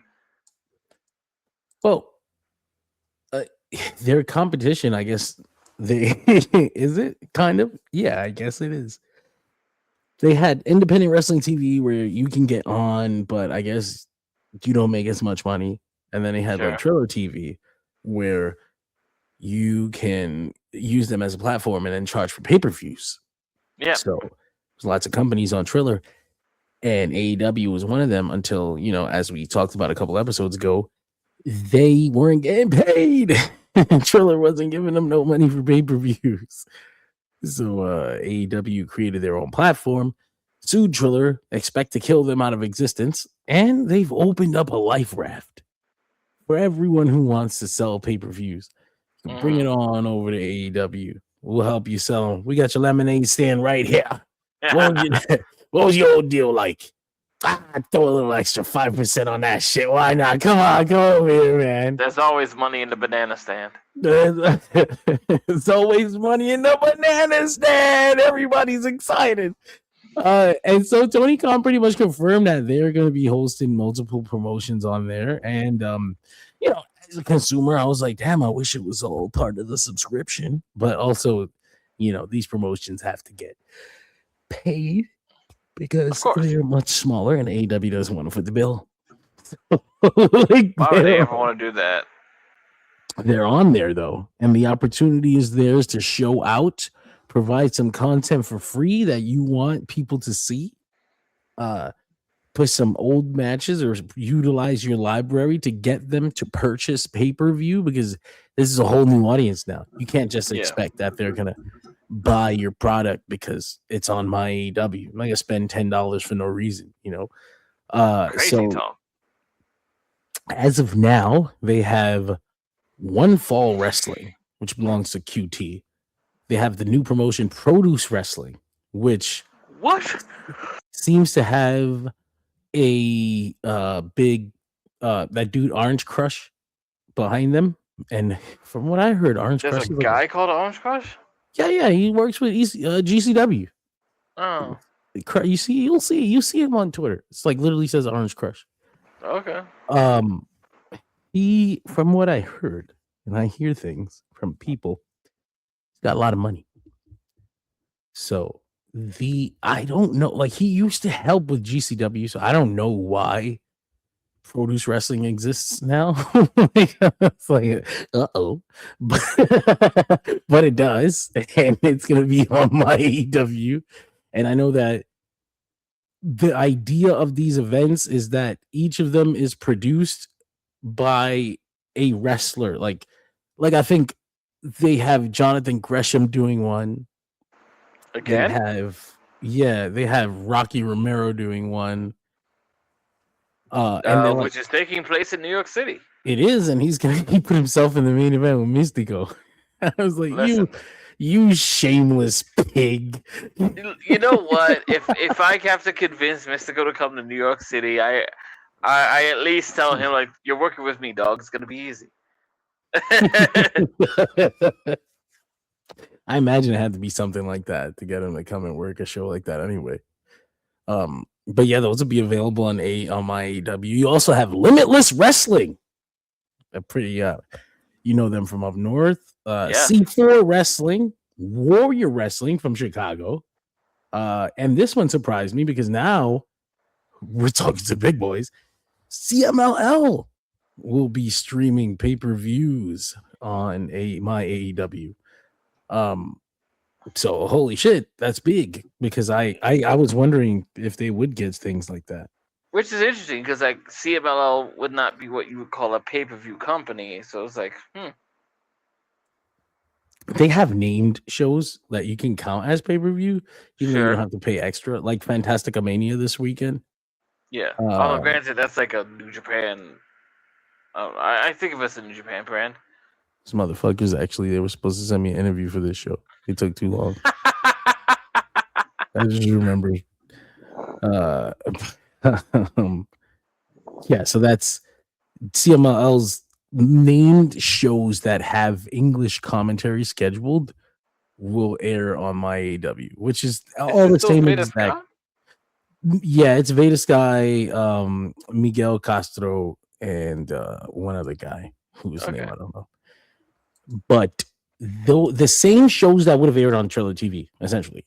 Anything that would have aired on Triller TV, I think, will make its way to MyAEW if they choose to make the deal. Otherwise, MyAEW is going to hell. I mean, otherwise, Triller's going to hell. I just saw a spoiler for Collision that fucked my world up. Oh, no. It might be. It can't be. I think he's lying, though. He's got to be lying. Send that shit to me privately. No way. Fucking no way. Oh, now I'm so interested now. Oh boy, it's gonna be interesting. I'm like, what else is on there? It used to be Bloodsport, but Bloodsport's on hiatus. What? That fucks me up. I'm like, this can't be. GCW was on Triller too, right? GCW was on Triller, and they tried to defend the idea that yes, Triller is dying, and yes, there were companies not getting paid, but I swear GCW is okay. Ah. Yeah. What does that mean? Are you trying to get on Netflix or WWE or what, Brett? Just you're not going to be assimilated. This isn't WWE, boy. You got it. You're fine. Come on in. The water's warm.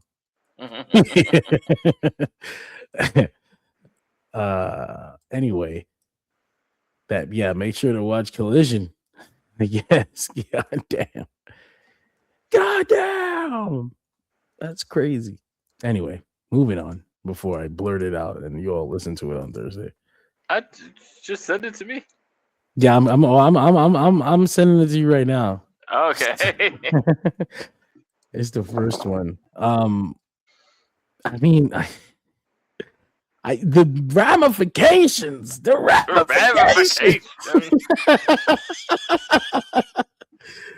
Oh my god! What else do we have to talk about? You said TNA, AEW. No. We have we got a couple more things to talk about before we're out here. King and Queen of the Ring are happening. They're coming together. The Oba Femi has made it to the finals of the King of the Ring. Okay. And he beat Dominic Mysterio. It was actually pretty interesting. It was pretty fun how they did that. Because Dominic and JD ran the whole interference play. They did the distraction. They did the low blow. They did the fucking 619s. Hit him with the frog splash. Oba kicked out at one. Goddamn. That's so good. He kicked out at one and just immediately destroyed them both. JD and JD's not even in the match. He just killed both of them anyway. And he just killed Dom. 2 minutes. Some people were mad, like, oh, Dom's gonna get out of there, man. They treat him like a jobber. I was like, I don't know. I think a character like Dom, because he deserves that, can withstand that. Like, I think the idea is, like, people want to see him get his ass beat like that. Like, that's happened to you. Like, Dom gets his ass beat. Big deal. And it's Oba Femi. So, it's no problem there. My thing was like, okay, he wins the thing, fine. He picks up the mic, challenges Brock Lesnar. I was like, before he's won the crown. I was like, what the fuck? Is Brock Lesnar in this tournament? Oba, what are you talking about? Like, picked up the mic, talked about, what's your legacy gonna be, Brock? Are you gonna be a pussy or what? Like, essentially. But I hate to give this piece of shit credit, but I will this time. Okay.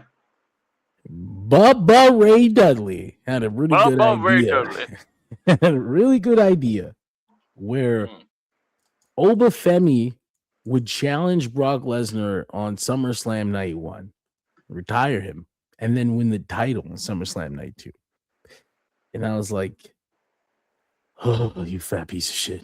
I like that. I like that. The worst person makes a great point. From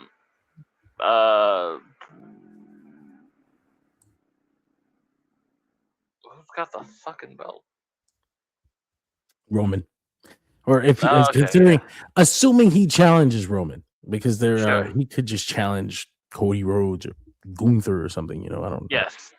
Because they're fucking cowards. I don't think that company has the balls to do something like that. First of all, I don't think they have the balls. And I also don't think Roman Reigns would lay down and take it. I think he would politic really hard not to let that happen. Like, I know, I'm thinking of even though it's obviously a lot bigger of a situation, I'm just imagining like Roman walking out like Austin. Not losing Oba. Brother, we've been building this for 6 months. Austin had an excuse. You, not so much.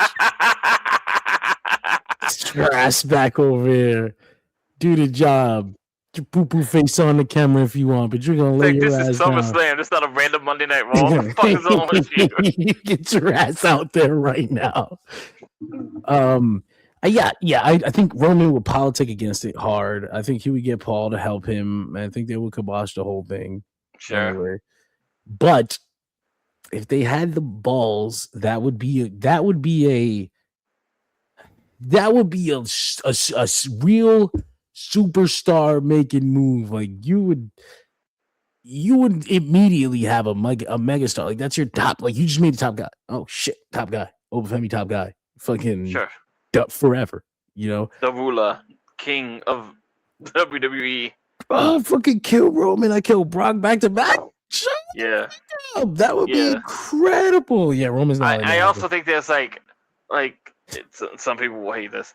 I also like the idea of really having some fun with the whole like how do you say like what a king looks like in his estimation of it. He's so sick. He gets to come out in like Nigerian fucking garb.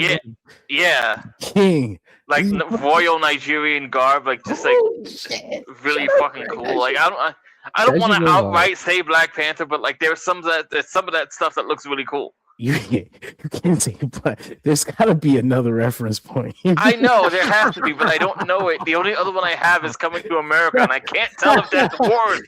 No, see, that's a better reference point. Is Zamunda a better reference?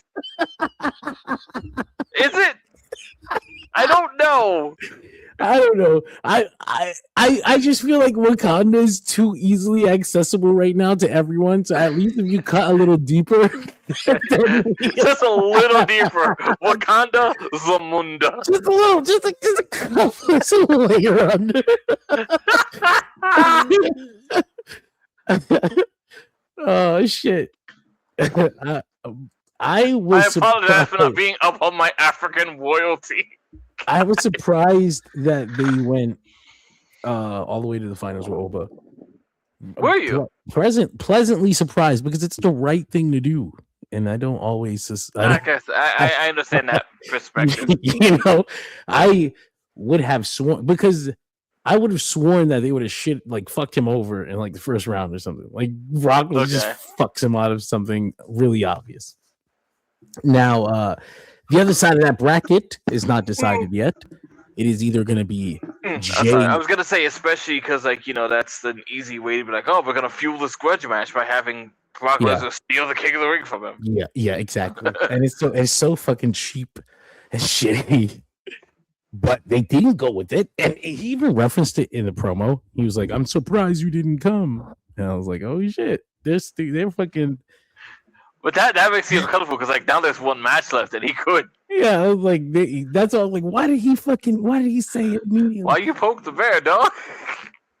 I think being WWE, I don't think he's gonna win the King of the Ring because it's been too good. It's the right thing to do. It would be the best thing to do. Honestly, it would be.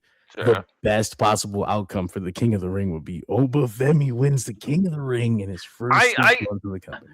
I ask you this in the sense of like not in the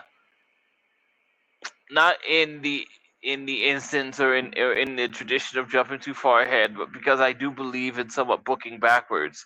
Like, what do you think is, if we're making any decision like this, like what does WrestleMania look like? They're gonna give him night one pay-per-view because he says crazy, right? He's gonna win, he's gonna get pushed real big, and then they're gonna fucking have him main event night one and then put like Roman and some other old man in the main event of night two. It's just Roman and Seth or something. Like it would suck. The match we've been trying to make for years. It's gonna happen. But I don't. But yeah, I think Obafemi's gonna get fucked over in the finals. Jey Uso is gonna win, and we can get more bloodline stuff. Cody might need an opponent. More bloodline. Yeah. CMLL announced the Grand Prix, which I have not been able to talk about all this time because the date wasn't official. But now that I can. It is 2 days after AEW Grand Slam. I will be in the building for that as well. I cannot wait. It's gonna be fucking wild. Yeah. Is it a one night Grand Prix or like a tournament? Yeah, it's gonna be Friday, August 7th. I was trying to respond to someone who messaged me like, "Yo, did you know about this?" Actually, Uh, I've known for months. I miss one night tournaments. I understand the equity in scaling it out and getting lots of content out of it. Yeah, But I miss a one nighter.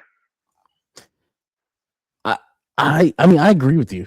I definitely agree with you. But there's also the idea of like making these wrestlers work a couple times.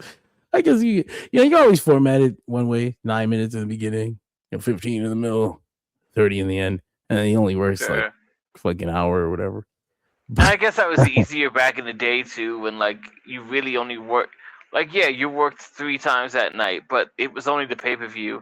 And you're probably not going to be on a Superstars anytime soon. Granted, also they were working you like a dog back then anyway, because you still had to do the house show loops, and those were God. I would I'd really enjoy it though, honestly. I that's why it's always kind of cool that AEW does the C2 finals and the semifinals on the same card. Because you get to see the guy, you get to see the element of a one night tournament. But I missed when New Japan did that. Yeah, when the semis and the finals were the same night.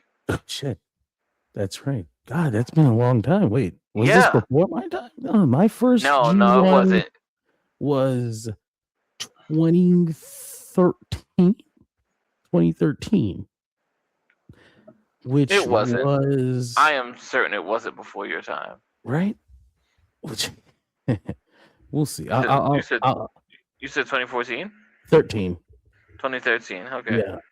We're still pirating, watching on Daily Motion match by match. Yep. The next day. Yes, actually it's funny. I'm sorry, not 2013. You might have watched this retroactively, but we would I was thinking about how we used to talk about how fucking the ghost of what Carl Anderson used to be. Oh shit, that's right. 2012 is the one that he actually made it. Makes it to the finals with Okada. That's fucking wild. I wish I would have seen that live, because I would have. And now you're just like, remember that guy? I watched that afterwards, and I was like, "Oh, this is what he." Yeah, that's what I meant. I think you watched that retroactively, and you discovered like the Carl Anderson that used to be. That guy could have been something. They were like, no, it was just an idea we had. Oh man. A couple other things to talk about here. Excuse me, I lost the list again. Tiger Mask set his double retirement matches. Speaking of 2 nights at mine. 2 matches in one night. Fucking maniac, old man. Tiger Mask. He's going to be wrestling against the Rocky Romero version of Black Tiger, which I want to say is like his Black Tiger, right? Yes, it is 100%. That is his Black Tiger. Yes, Rocky Romero is who they brought in for Tiger Mask 4. And so he's going to be wrestling him one final time, and then someone who I want to say is not his. Like it was like, this is the Dynamite Kid versus Tiger Mask is definitely a thing, but I don't think it was this Tiger Mask. It was the original, wasn't it? Wasn't it Tiger Mask 1? There's only I think Dynamite only wrestled Tiger Mask 1. Yeah. So I was like, these are like the legacies. Legacy Dynamite Kid and the legacy Tiger Mask facing off, because we should probably do it one time before you retire. Like, we should probably do the match. Like, this was one of those. In fact, an American Indie tried to do it, and then Tiger Mask he had to pull out the show. They were like, oh no, we've lost this match. Yeah, that's why he pulled out, because he was like, I have an idea. How about no? Not today. They're like, hold on, if I'm gonna have a Dynamite Kid match, I'm gonna do it. He said, wait a minute, there's a Dynamite Kid? I'm doing it where? We'll fix that. So Dynamite Kid versus Tiger Mask and Tiger Mask versus Black Tiger. You imagine being Tommy Billington and he's like, "Look, dog, I'm pulling out this match, but don't worry, I'm bringing you to Japan. I just need you to roll with it." You gotta be cryptic as fuck. Like, just wait. Just wait. You just wait. Just roll with it. I'm willing to wait for it. Wait for it. So I mean, he just had his final tour of Mexico too. It just ended yesterday. His final match. I think it was in Arena Mexico. Oh no, it was in Coliseo. Because everybody was like, "Man, this is a fucking big ass card." There's a lot of people on this show. It's funny because like my friend was like, when he found out that Rocky Romero was brought in, it's like, oh, I guess the new Black Tiger didn't cut it. I was like, he just spent 2 weeks with him. They just did a whole fucking tour, bro. He's the one who gave him the fucking name. Like, what are you talking about? And it's not like they just met. Like, they've been wrestling for years before he gave him the fucking name. What the hell? I forgot who he was. Magnus did the Black Tiger thing, okay. But who did the Black Tiger thing last year? Like, he just dressed up for the tour and he put on the Black Tiger mask. Yeah, no, I'm saying I forgot what his gimmick was before that. Yeah, Magnus. But he had the blessing in the bag. I mean, we still have time, but I was hoping they would announce a new Tiger mask, like, before he left. Yeah, that's what I thought they were That's what I thought they were gonna do, because like it felt so weird to like, why make a new Black Tiger? To have a new Black Tiger without the Tiger mask. He's missing his counterpart. He doesn't have a soulmate. Why did you create him with no soulmate? That's why so cruel. Is there evil existing without good? That's so cruel. Even evil deserves a soulmate. We had AEW, the musical. AEW is I mean, I wouldn't dismiss it. It's not legitimately AEW the musical. Not really, no. They've been running that show for a while. Yeah, they have this like wrestling musical show in London that I'm trying to find the name of right now while I scroll. The last match. That's right. And it sort of mixes wrestling with, musical shit, play stories. And so AEW is going to be teaming with The Last Match to create this pro wrestling rock experience. And they're going to have it says they had an announcement. I mean, they say all the regular announcement bullshit. I am deeply grateful to Tony Khan, blah, blah, blah. Together we will do creative risks that's never been attempted before. But in details, the partnership will see a 52,000 square foot venue near Tottenham Court Road transform into an immersive wrestling and rock and roll wonderland, creating one of the most unique live entertainment experiences ever staged in the United Kingdom. I don't know when this is supposed to take place. I don't think they gave a date, but I imagine it seems like a one-time thing.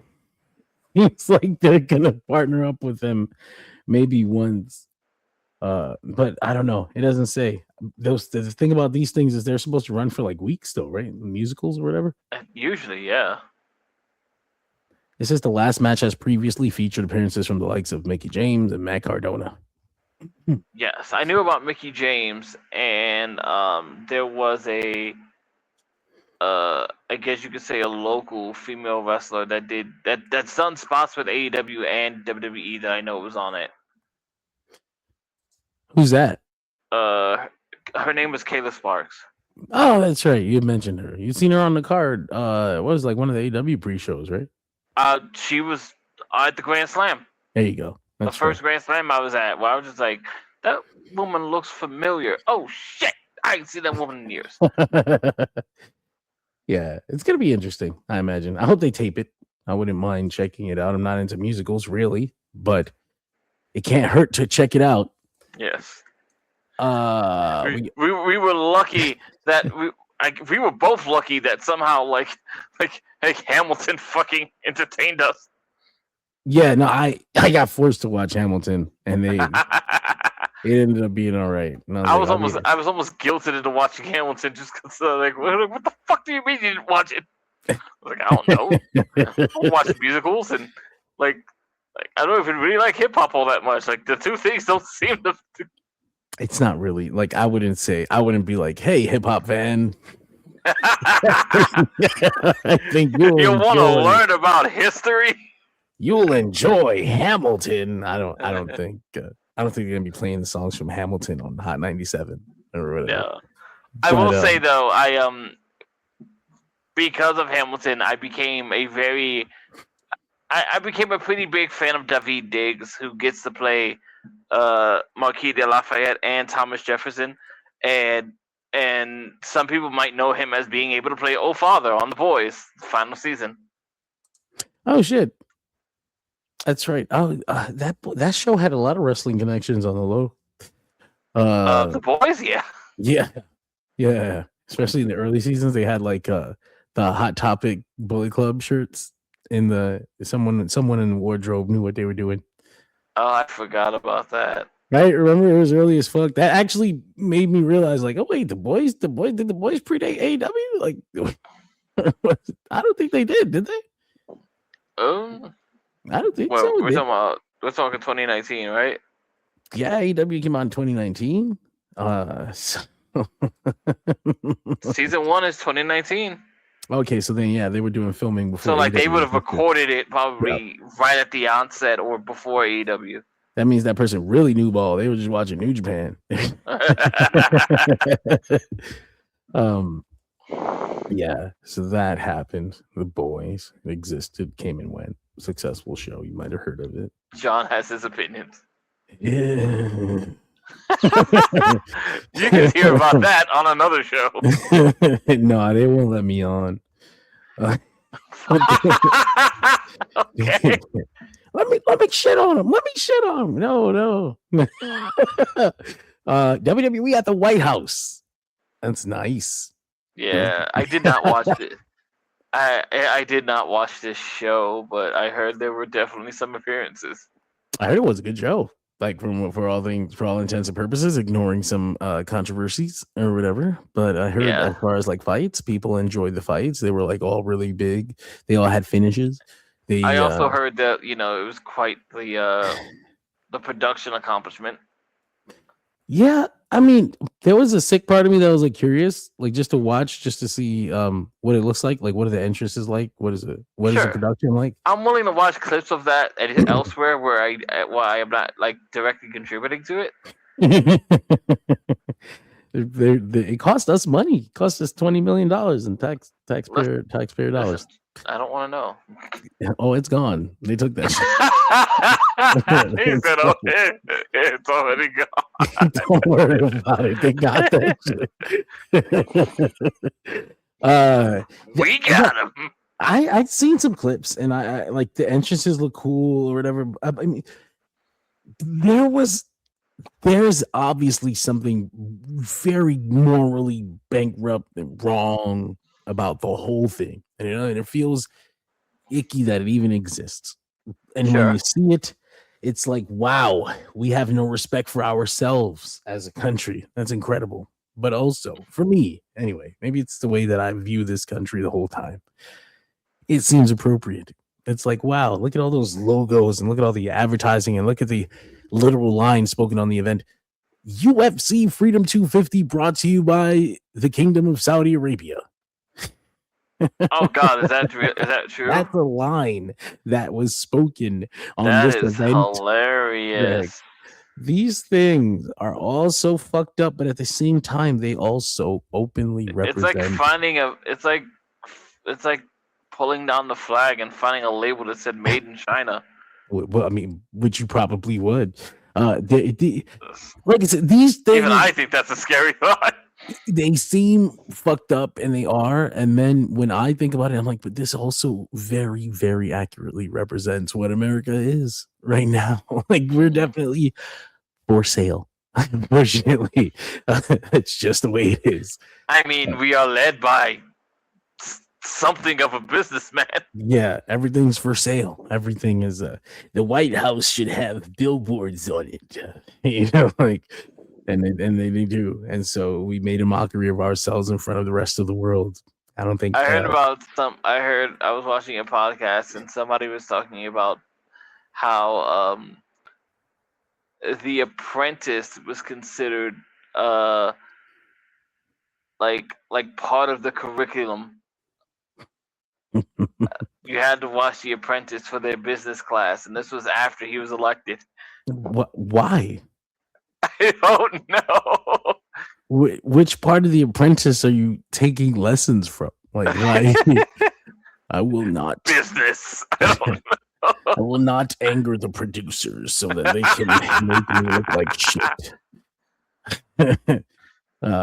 Yeah, so there were wrestlers that were scheduled to be at this event, but there Okay. were wrestlers that requested to be at this event. Ooh, So there's a difference.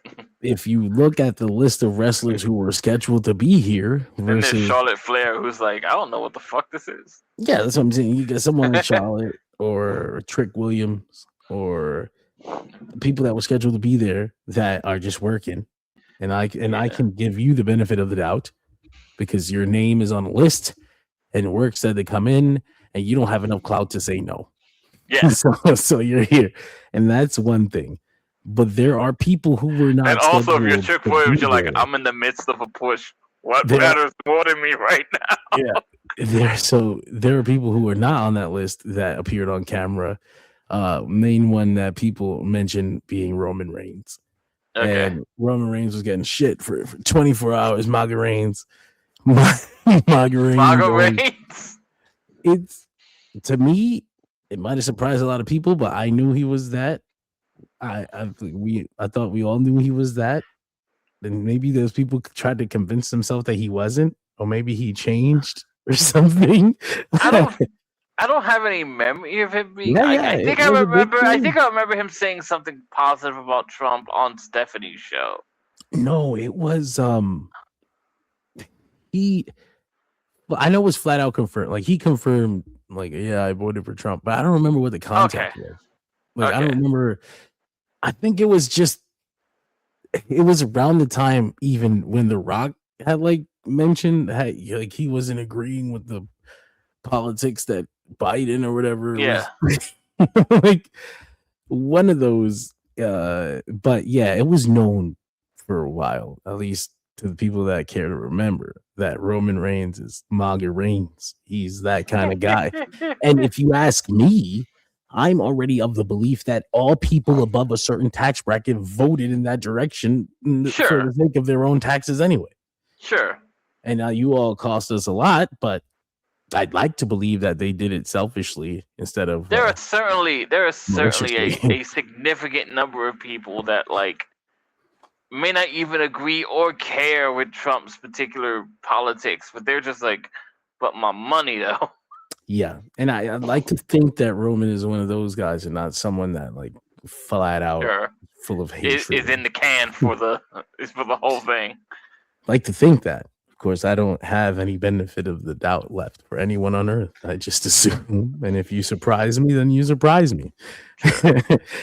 I think of and this is obviously coming from a different time, but I think of like there was something I heard Muhammad Ali say, which is just like, sure, there's absolutely going to be some white people in that crowd of white people that are on my side and would sympathize with me. But if I can't tell them apart, I'm going to assume that they're all out to get me. And that's the way I live my life. That's just the best way to live life. I mean, I'm protected emotionally from ever being surprised by any of these people. Again, what happened to me in 2007 will never happen to me again. Never.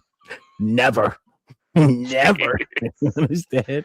I will never put my emotions into a celebrity behind a screen. So I'm not gonna be like, oh no, Roman Reigns, he broke my heart. No, I thought that motherfucker was Maga the whole time. And so what I laughed. John's on a because- real like guilty until proven innocent kind of shit. Fuck it, you know, like I'm not rich, man. I don't got no money to defend me. They do. But yeah, he got that picture in front of the White House, and some people are like, "Oh, you know, he works for TKO. That's why he's there." I was like, Yeah. Well, he wasn't scheduled to be there." And I know, as much as I hate the piece of shit, CM Punk loves UFC, and he wasn't there. Yeah. Like if you got enough clout. He in fact compared it to go to David Duke's house. Well, they brought that up. People were circulating that clip, but that's an old clip. That's a very old clip. Yes, And I know. I remember. I can tell from the haircut. And we know CM Punk versus old clips. He doesn't always win. So, But I like the David Duke comparison. But I'm glad that he has stuck to that at least, because you know, if you have enough clout, you can just say no. And if Roman fucking Reigns, of all people in that company, did not want to be at that event, Roman Reigns simply would not be at that event. It's just that simple. Not at all. You know? Not at all. So if If Roman Reigns said he didn't want to be at WrestleMania, guess what? He ain't at WrestleMania. It's really that simple. They people who put their heart and mind into things like that, if you feel like there's a reason or justification for, if you're trying to justify it to yourself, there is none. The guy's a fan of the White House. I'm sorry, that's just the way it is. He's a fan of the White House. Oh, it's a historic event. Which part? Wait, which I'd part? like to note that I've seen it a few times on the internet, and I wish I could have a better way to confirm this, but I want to believe it, that apparently the Knicks turned down the invitation. No, James Dolan actually confirmed that they are going to the White House. He says, Okay. Donald Trump has been my friend for 30 years, and of course my team will be there. So I mean, I'm interested in seeing That who sounds actually. like James Dolan protecting his ass. Yeah, it sounds.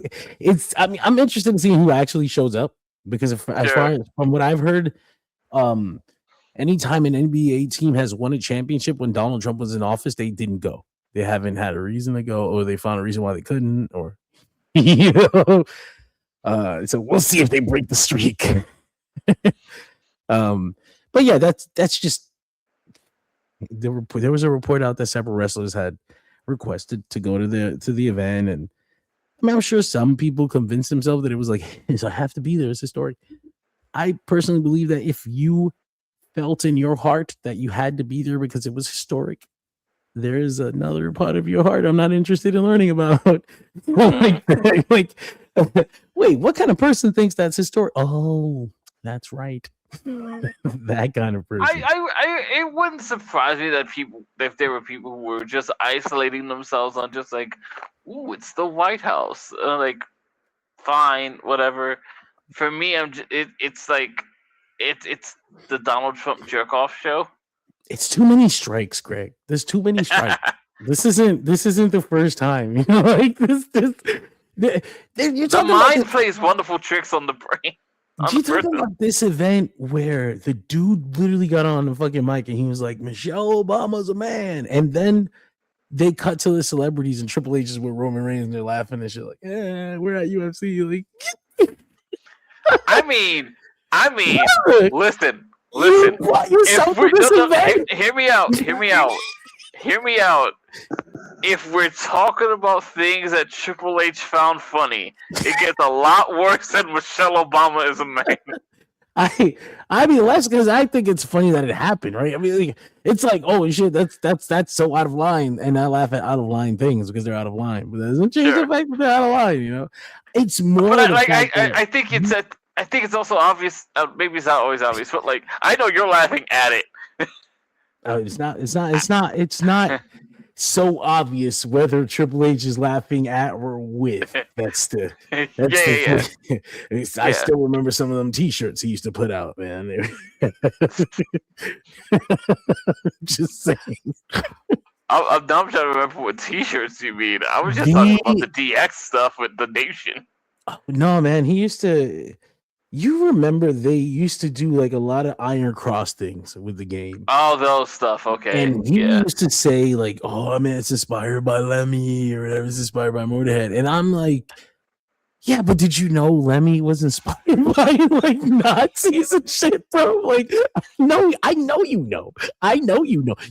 You're a student of the game. You don't just learn about the surface level, okay? You do your fucking research. I know you know, okay? I know that." Like Hunter's probably not the guy who's just like, I just like the band. You know?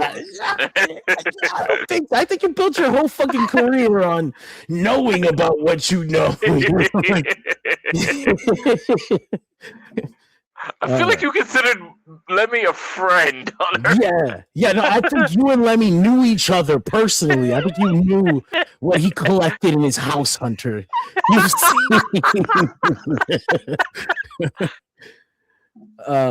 Yeah, I mean, but again, WWE being a manga company, not a surprise to us. I know every time something like this happens, people are like, you see, WWE's a manga company. But I'm like, yeah, I know. I mean, I know.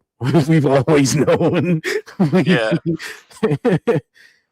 So that's not a surprise. It's just funny when it happens. You gotta call it out because like, it's not even the first time Trump and the fucking company have been in each other's pocket. It's been this way since WrestleMania 4. Yeah. He loves wrestling. I love that wrestling. You know, and then they did the hair thing, which is like, whatever. Yeah, WrestleMania 23. Yeah. I remember knowing, like, even as a kid, like, that motherfucker's not shaving that wig. Like, it's a wig. They're gonna shave Vince. Holy shit. And then he wore a do-rag, which is just like, it just led to other questionable decisions. It was worth it. I wish the Keep It Up John Cena segment would have happened while he was do-rag Vince. Oh my god. It's like two ships passing in the night. They went together, man. They really went together. I appreciate that there are people who are like I like that when people talk about that segment, they're not as upset as Vince as they are with Booker T. I don't know if it's worth. I mean, I know a lot of people get mad at it. I don't think I ever got mad at that segment. Like, I thought it was funny, but it's like, because he's rich, you know, it's like, oh, there's another rich white person saying something he shouldn't for laughs. And it's like, yes, of course, there is that element.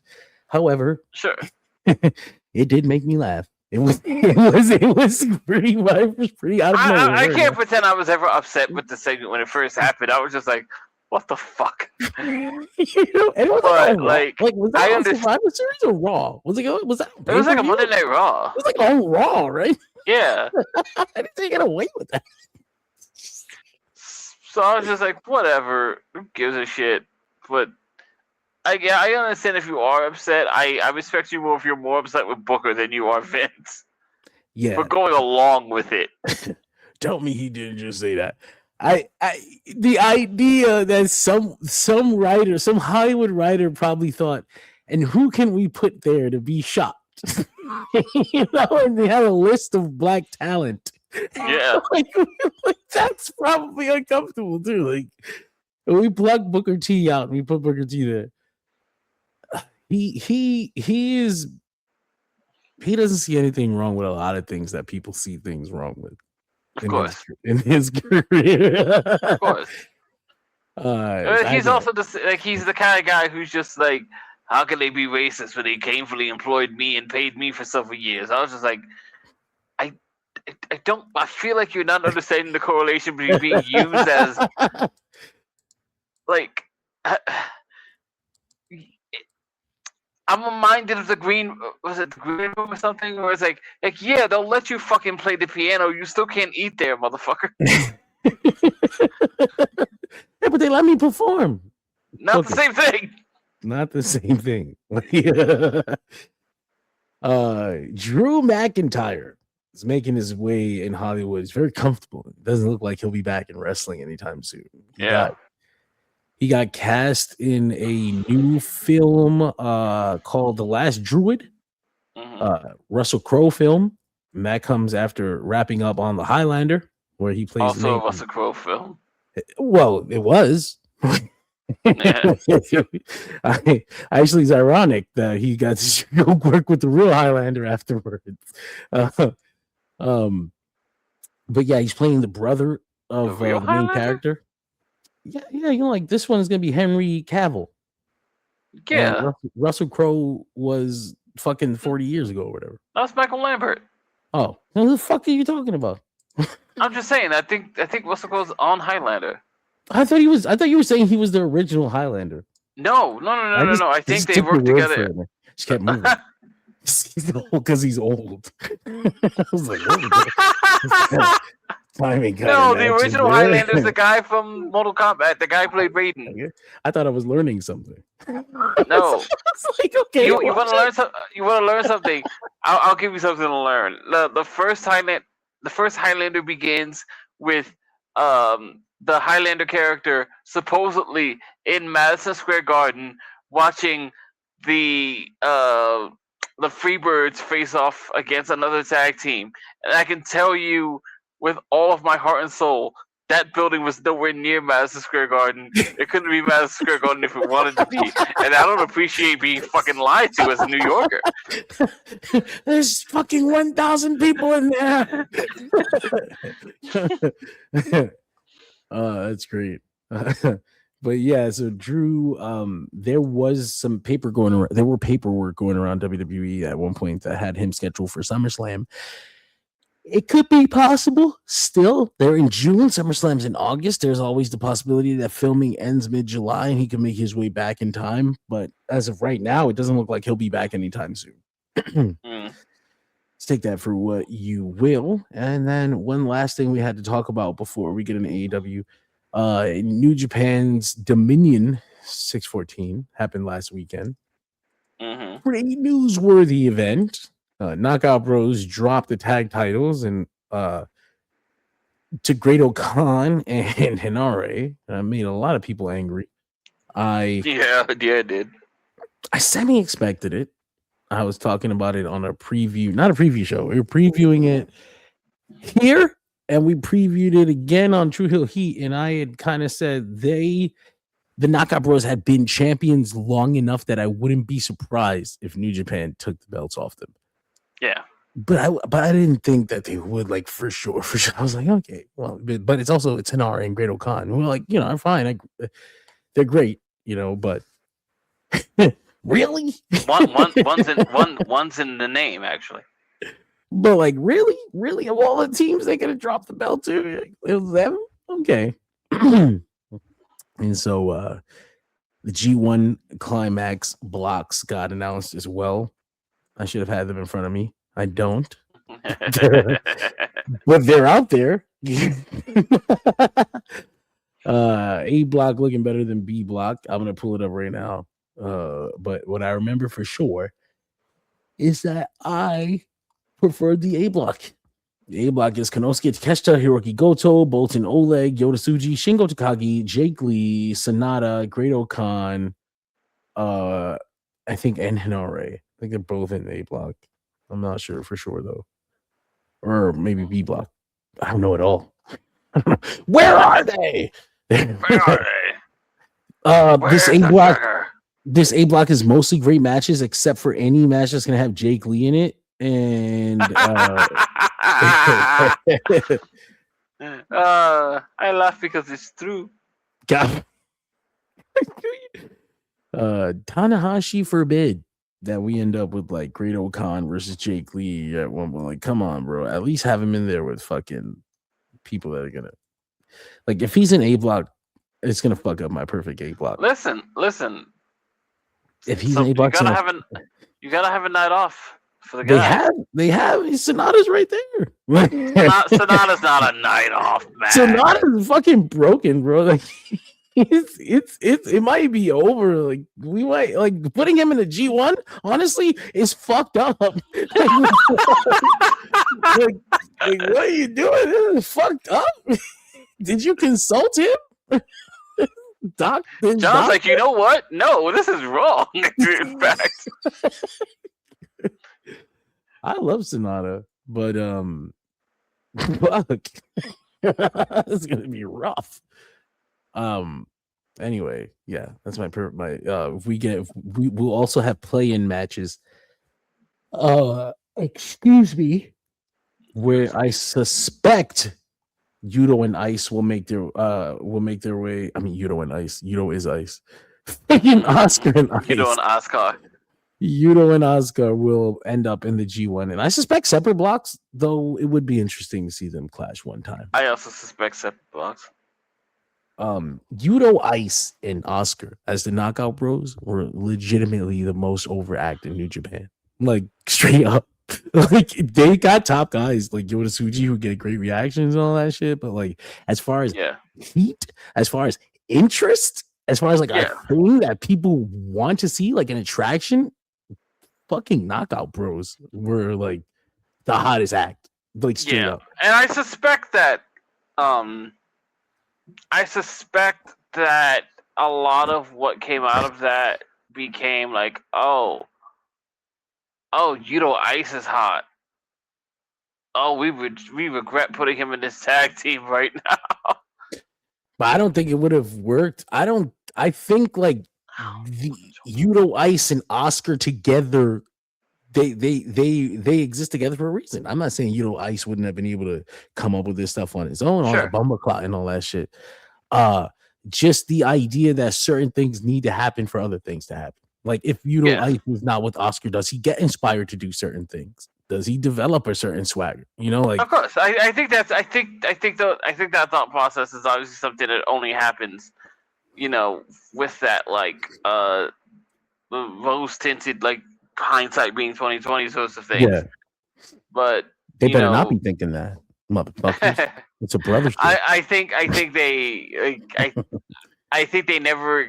I imagine they never expected that Yuto Ice would turn out to be like this incredible fucking promo and this really sort of infectious personality, and there are a lot of people too who like, I guess I almost fairly sort of like wrote off the fucking Japanese hoodlum gimmick. I love that shit. I love that shit. I'm sorry. I actually had to have conversations about like what being a culture vulture is. Does he believe in it? Does he fucking mean it? That's all I want to know. It's in his heart, isn't it? It's his fucking heart, isn't it? Listen, I think it's endearing. You think it's weird? I like it. It's endearing. Okay.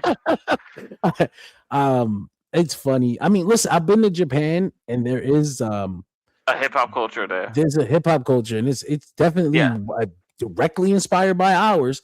But like, how the fuck you gonna blame them for being on that island? Like, it's not their fault. They don't live in the game. That's the thing I like to tell a lot of people. It's like just because they're not from here doesn't mean they don't consume our shit. You know, and it doesn't mean it doesn't affect them in some way. Like that's not how that works. It's the same argument as like why do you think your white homie from the hood also likes all this shit? Like because it's what he grew up with. The World Cup has really brought together people in a way that I've not seen in a long time. Because of all this accusation of cultural appropriation, and everyone's like scared to even interact with each other anymore. Now we're just making enemies out of each other. But like, there's been so much of people like going to other countries and being like, or like other countries coming to the North America and being like, "What the fuck? America doesn't suck." Like, wait a minute, what the hell? Yeah. Like, this is awesome. Other Koreans, they go to Mexico and they're like, Mexicans are swarming them and putting sombreros on them and wrapping them in fucking blankets, and everyone's like dancing and shit. And it's like 10 years ago, I think my favorite thing I heard a foreigner talk about when it came to like the weird ideas about America from European folks.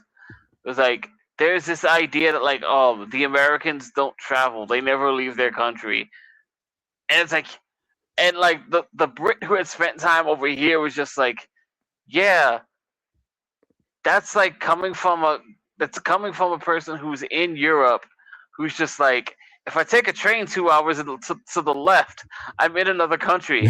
If I take that same train 2 hours to the right, I'm in another country. You know what that's called in America? A state. And Yeah, there's 50 of them. And there's so many different things to experience, even in America. There's so many different Americas. They don't have to leave their country to find a whole culture of people they've never met before. Yeah, you don't even have to leave your city. Honestly, if you're in New York, you just go downtown. Whoa, it's this thing called Chinatown. It's a little different than the rest of it. Yeah, they got a China. It's just Chinese. All the signs on the stores are fucking Chinese. They got a little. If you walk a mile the other direction, there's a thing called Little Italy. It's a little different than the rest of it. You walk a mile in the other direction, there's a thing called the Village, and trust me, they got their own culture down there. You might be Some of that is definitely a little different than the rest of it. If you see a door with no signs on it, do not open it. Some of that might actually be familiar to you, Mr. Europe man. I'm just saying, if you open the door with no signs on it, you did it to yourself. I don't know what you're gonna find in there, but you open that door of curiosity. You can either stay in that closet or you can come out. It's up to you. Why did they announce this at fucking 5 a.m.? What happened? What do you? I mean, not 5 a.m., but well, this is comic book related stuff. Okay. DC Comics has announced Legion of Superheroes by Joshua Williamson and Hayden Sherman. And I was like, but it's fucking midnight. Joshua Williams is the hardest working man in comics. Seriously.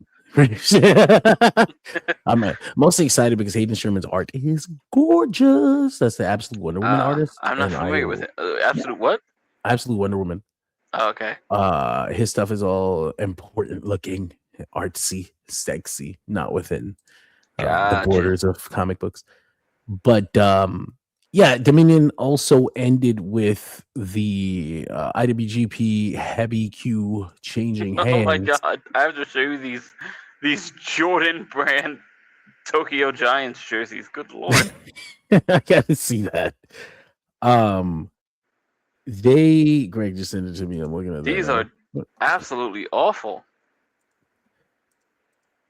Oh, good. Oh my god. Oh wow. You see now, that's something that I can see Ice wearing.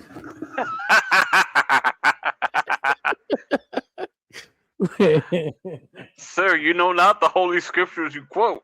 You can wear that in Japan. You can't wear that in LA. Don't put that on in Los Angeles. Fucking incredible. Holy shit. Anyway, the last thing we had to talk about was AEW Dynamite. AEW Dynamite, June 17th, 2026. It's pretty good episode. It started off with MJF trying to announce his team members. I think Don Callis announced it for him. It's going to be the Jet. It's going to be Kazuchika Okada, Kyle Fletcher, Jake Doyle. Has he started announcing that he's back in this city? Who MJF? The Jet.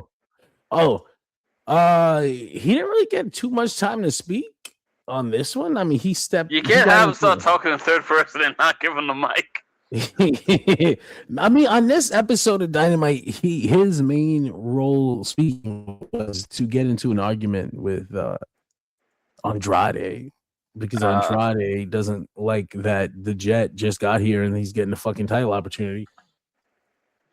So yeah, Don Callis tries to announce the team, and when he gets to Andrade's like, I'm not fucking teaming with him. And he's like, he walks up to MJF and he's like, you think I'm on a team with you? How you know? And so Don is We like, may hey, be baby. pushing the how you know too far. He doesn't have any idea, Greg. He's like, I'm pushing this shit. This is what the Americans like. They like yeet.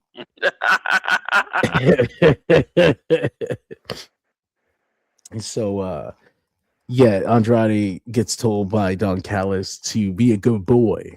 And Andrade is cracking. He is not going to be in the Don Callis family for much longer. So the show starts officially with Kenny Omega coming out, and for what I think was an unadvertised match. I didn't know he was on this show tonight, let alone against Tony Nese. I think I would have made a quick joke about that in a group chat somewhere, but he does come out. Tony Nese, what? It's a quick win over Tony Nese, who now gets to tell his grandchildren, I was in there with Kenny Omega. So, all 8 of my abs. Oh, you ever seen Grandpa's abs? Grandpa, yes. For the fucking last time. So he's out there, and then he's gonna grab a mic and cut a promo, but he's interrupted by the mighty Don't Kneel, TMDK. They don't attack. I think they were gonna jump Kenny. Like, they didn't get too aggressive, but he before they could, the Young Bucks came out and Jack Perry with them. So Jack Perry's probably re-signed because there was a thing about how he hadn't re-signed yet. But his contract was coming up. He was expected to re-sign. I mean, I don't think most people expect. Yeah, I had no inkling that he would leave. But it was interesting that it came to the last minute like that. He was like, I want money. But I have to support the baddest bitch, Tony Khan. You don't understand. Have you seen Anna Jay walk away? Yeah, please give me a contract to support that. That's all I'm asking.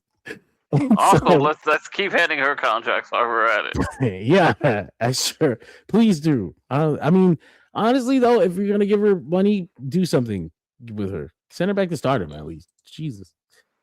Her time there wasn't long. We put TJ back together, John. Nearly. Yeah, but then they lost. That's it. It's over. We'll never see them again.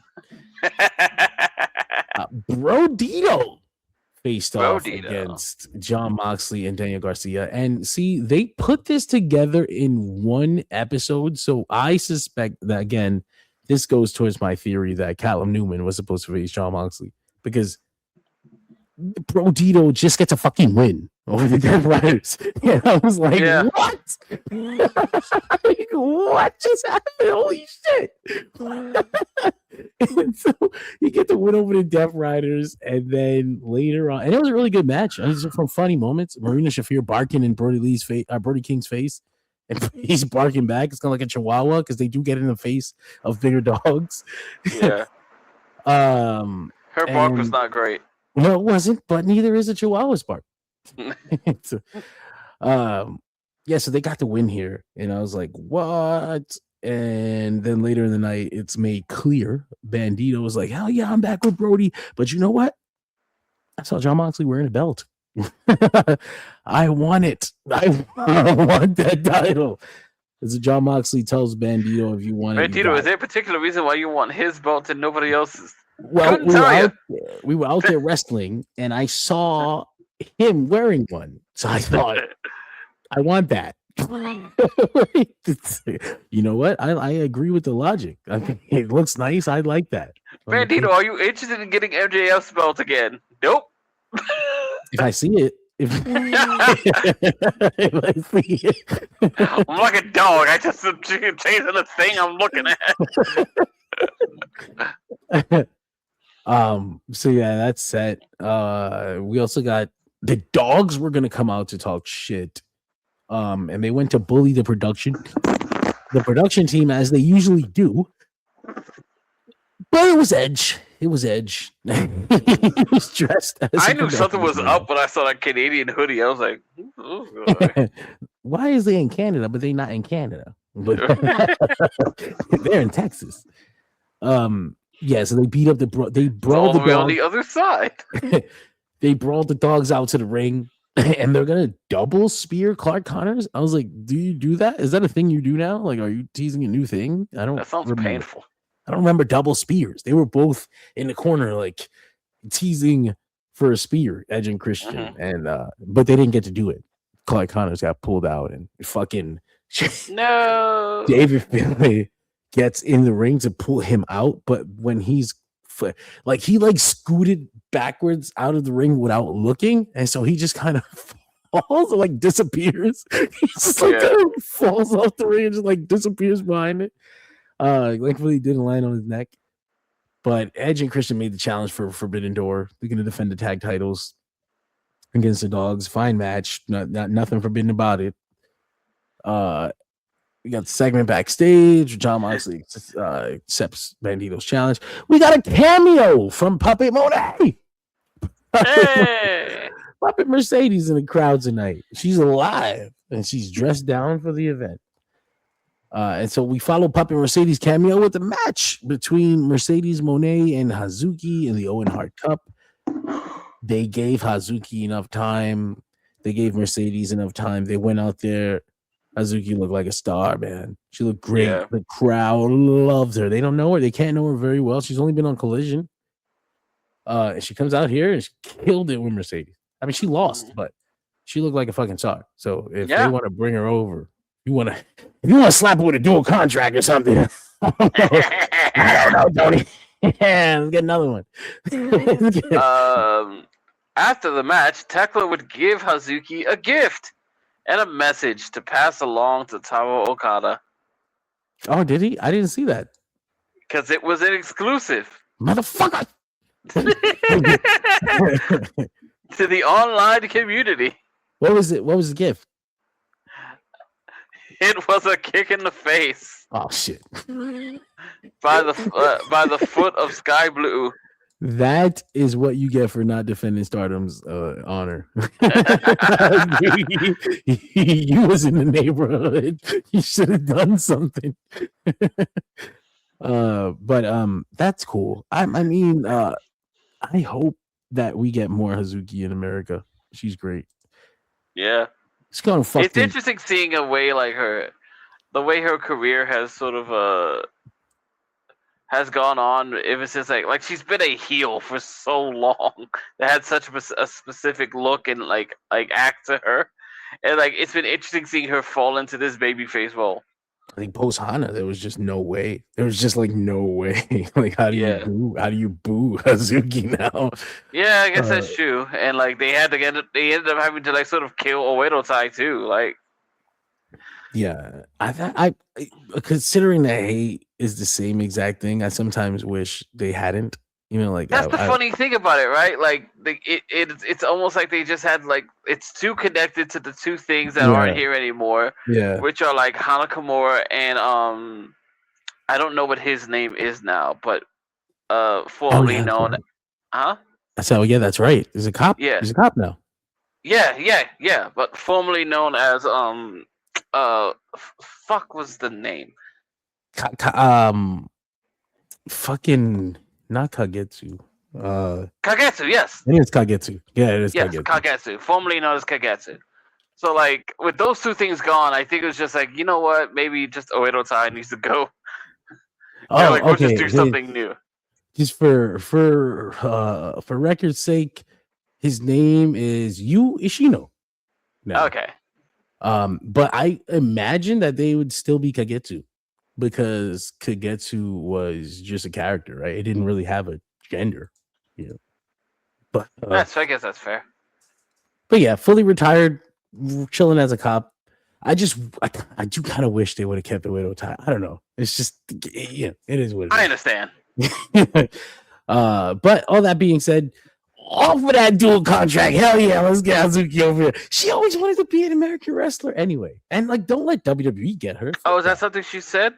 Yeah, she was. Remember, she's the one that grew up watching fucking Divas, and every time she comes to America on like a WrestleMania weekend, that's right. Sure, to get pictures with like Kelly and that's right. She was the Kelly fan. Yeah.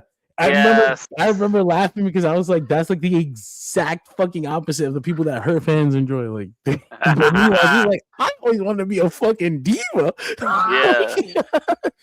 And it's like, hell yeah.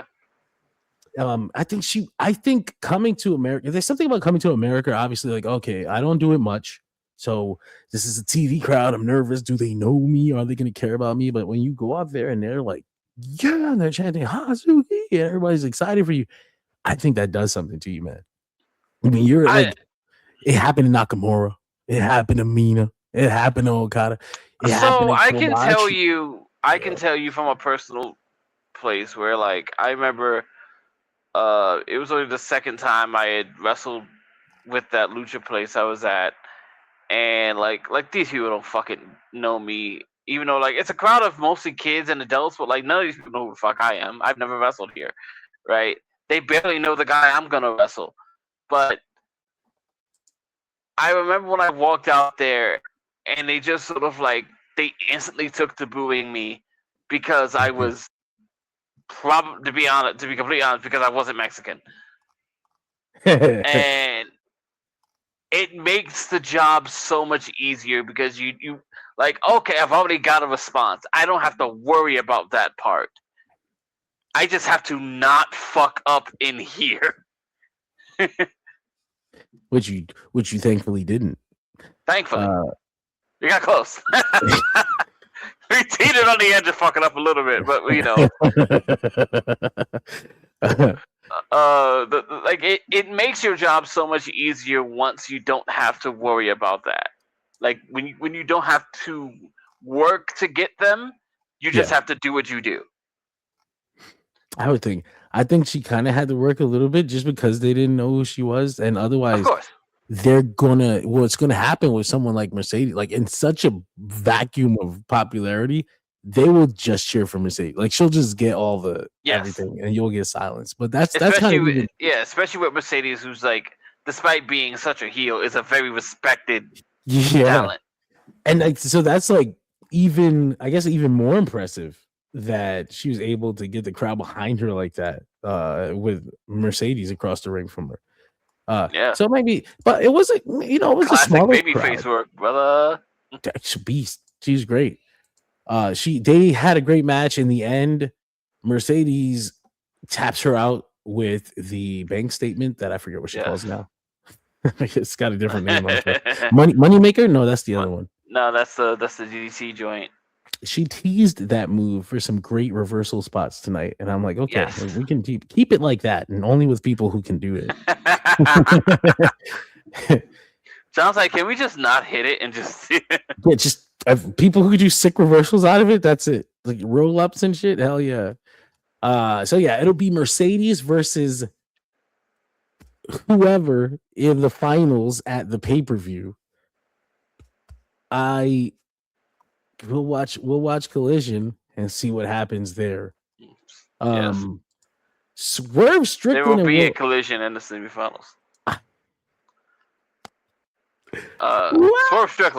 Swerve Strickland and Will Ospreay go out there, and they had this fucking segment, and I loved it.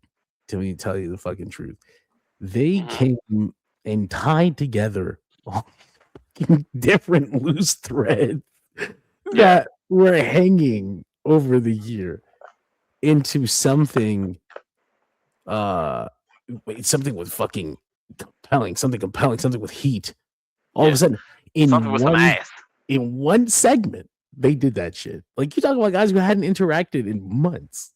Look, you haven't interacted since last year. And they went out there and they retconned the shit out of it. Love your retcon. They retconned the shit out of it. And nothing about it conflicts with anything else that has happened since then. So it was like, basically, Will Ospreay comes out, Swerve comes out, and he says, Swerve Strickland says something's changed. And Ospreay's like, nothing's changed with me. But maybe something has changed, and it's the way that you're looking at me. Like, what's your problem? And Swerve says, yeah, we do have a problem because you and I spent the year chasing down Jon Moxley and the Death Riders, only for you to be backstage playing booty boot camp with the Death Riders now. Like, what's your deal? You haven't explained it to me. You didn't explain it to your wife. Ospreay says he doesn't forgive them, but he lets it go. He says but he wanted to talk about something else he remembered that happened in London because where was Swerve when the Death Riders stomped his fucking head into a chair. He said, take it back even further than that to All In Texas. And this was where I was impressed because I was like, I never even thought of that as a plot point. Like, what the fuck? Like, at All In Texas, Osprey tried to convince Swerve to help him with Hangman. Swerve says no. So Osprey went out by himself and he got killed. So with Joe and the Ops, or I can't remember who killed him. Somebody killed him. It was the Death Riders. It was Claudio. Put him in a fucking chair, stomped him to death. And he was like, well, where the fuck were you? Because you came out at the end of the night and you helped him anyway. So you're going to let me die for no reason? I was like, oh, shit. That didn't happen, didn't it? Here comes Swerve with his grandstanding and his hot dogging. I was like, well, shit. He's got a fucking point. Where were you, Swerve? And so a real convenient time to show up. Swerve was gonna answer, and Osprey just slapped the mic out of his hand. I don't even care where you were at or why you didn't come out. Actually, it doesn't matter. The Owen finals is bigger than any of this. He said, you might look at me as a brother, you might look at me as a friend, but I don't care. You're standing in the way of my dream. Then Swerve finally speaks, and he says, you convinced me to help Hangman win the title, and where is Hangman now? He was like, no, literally, where is he? Because we haven't seen him in fucking months. Like, everything we did was for nothing. I was like, they admit it. I don't necessarily agree with that statement, but I understand.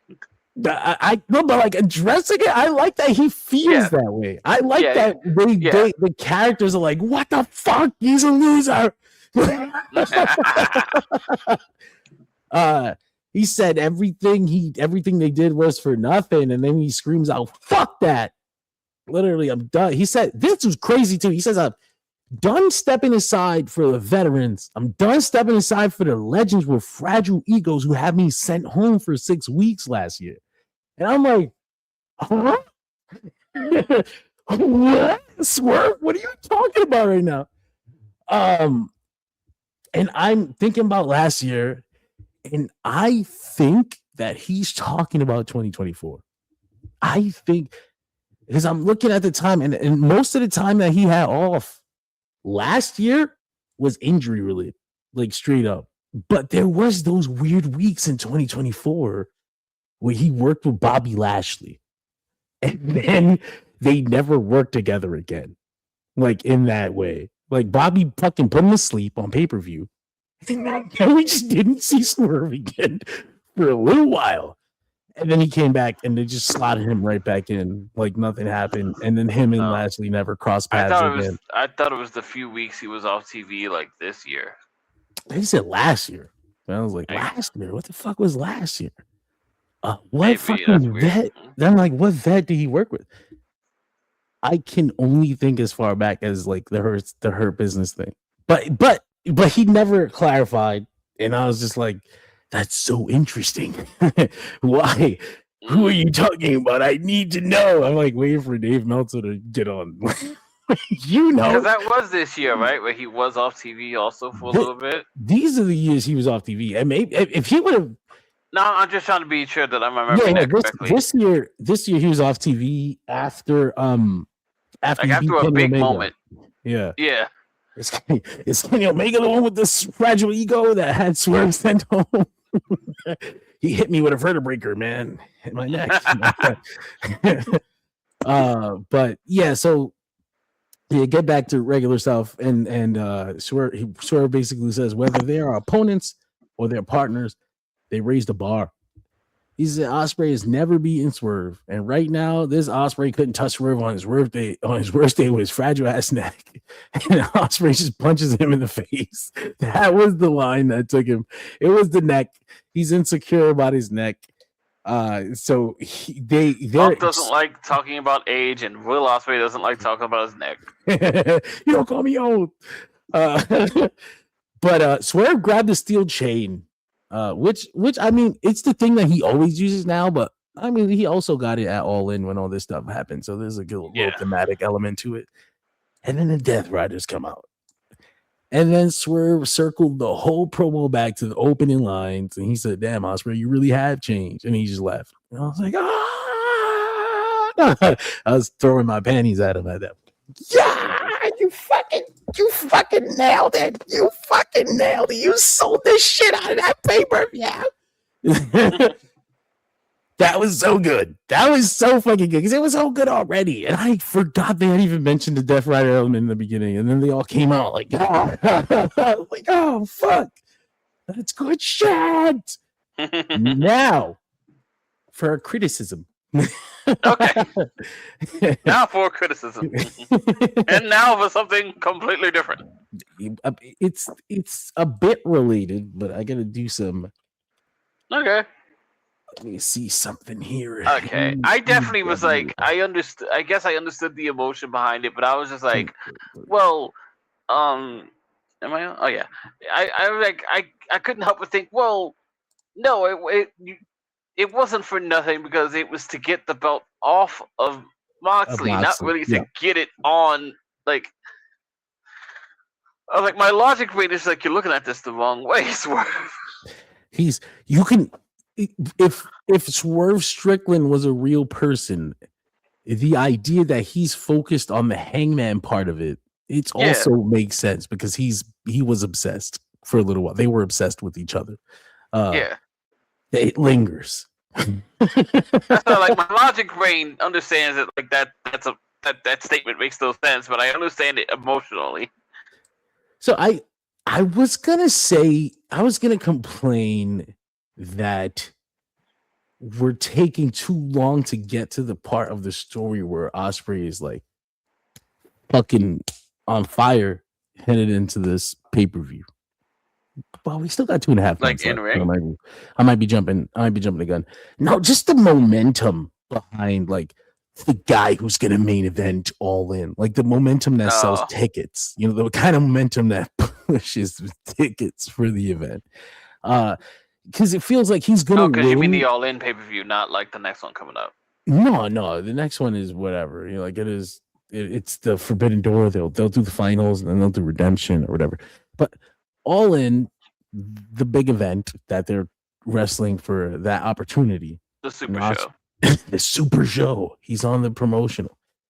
It's not selling as hot as the other ones, and I think that's for a number of reasons. Obviously, running the same fucking building 3 times, the experience is not new. There's no reason for people to fly out if they already know what it's like and things like that. But it's never as hot as the first one. It never will be. But I thought that until you get that super program, obviously. I don't know. I just thought that by the time they reached the finals of the Owen, like I guess I had it backwards. Like I thought he would do the Moxley thing first and then win the Owen.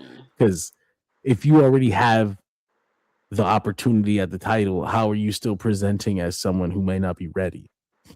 You know, like if they're telling the story about Ospreay needing to rebuild himself and using Jon Moxley and the Death Riders to get there, then that's fine. But you figure usually with a story like that, it hits the emotional peak when he gets that last test, you know, against Mox. Like, okay, let's find out if you're ready. So, like, if he beats Swerve for the opportunity, is he not ready? Like, you just beat the most dangerous man in the company. What is it that you still need the Death Riders for? Sure. At that point, like, what did you need to learn?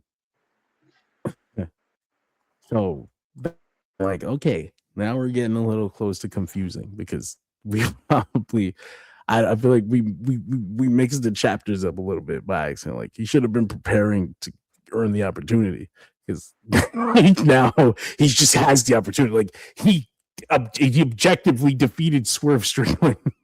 Yeah. So, like, you know, you're trying to say Swerve is weak enough to be beaten by a Will Ospreay that's not ready? Mm-hmm. You know, like, what are you saying? And it's still using like a style of wrestling that is somewhat new to him. Yeah, right. So now I'm starting to get concerned, but I'm still here for the ride. I'm still enjoying what we're seeing. I enjoyed the shit out of that segment. I was just looking out into the future and thinking, well, I see a wall. Does anybody else see a wall? Because I see a wall. We're just driving right into it. No one is making any lefts or rights, but that's a wall, and it's pretty big, and we're gonna drive right into it. I feel like the fucking Titanic. That's an iceberg. Are you sure you don't want to make a left? Oh, we got this. All right. The ship can't sink. I trust you, Captain. So we're at for the main event, and Mark Briscoe reveals his. Before we get to the main event, I wanted to say I do really like one of my favorite things about this program. I really like these just like Papa Mox coaching segments. That's right. We did get a segment backstage where Ospreay grabs Daniel Garcia by the shirt. Like he yokes Daniel Garcia up after Daniel Garcia was running his mouth like a petulant idiot. And like Ospreay in his anger yokes the fuck out of Daniel Garcia. And Moxley just strolls into the scene really calmly and like leans up against the freaking railing that Daniel Garcia is being pressed up against. He was just like, so do you feel in control there, brother? Do you feel calm? It's so good. Daniel Garcia the whole time while Moxley's giving this fucking talk to Ospreay, he's just like yoked. Yeah. Could you talk him down a little faster, John? It's just like help. He's so good. Like his comedic timing is impeccable. I was like, damn, he's really good. If this was WWE, they'll put you in a clown suit for the rest of your career, motherfucker. Don't let Vince find out you're funny. But he's good. That was a good segment. Like Greg said, he tells Ospreay, those were just words. These are just words. You know, you got to get in control.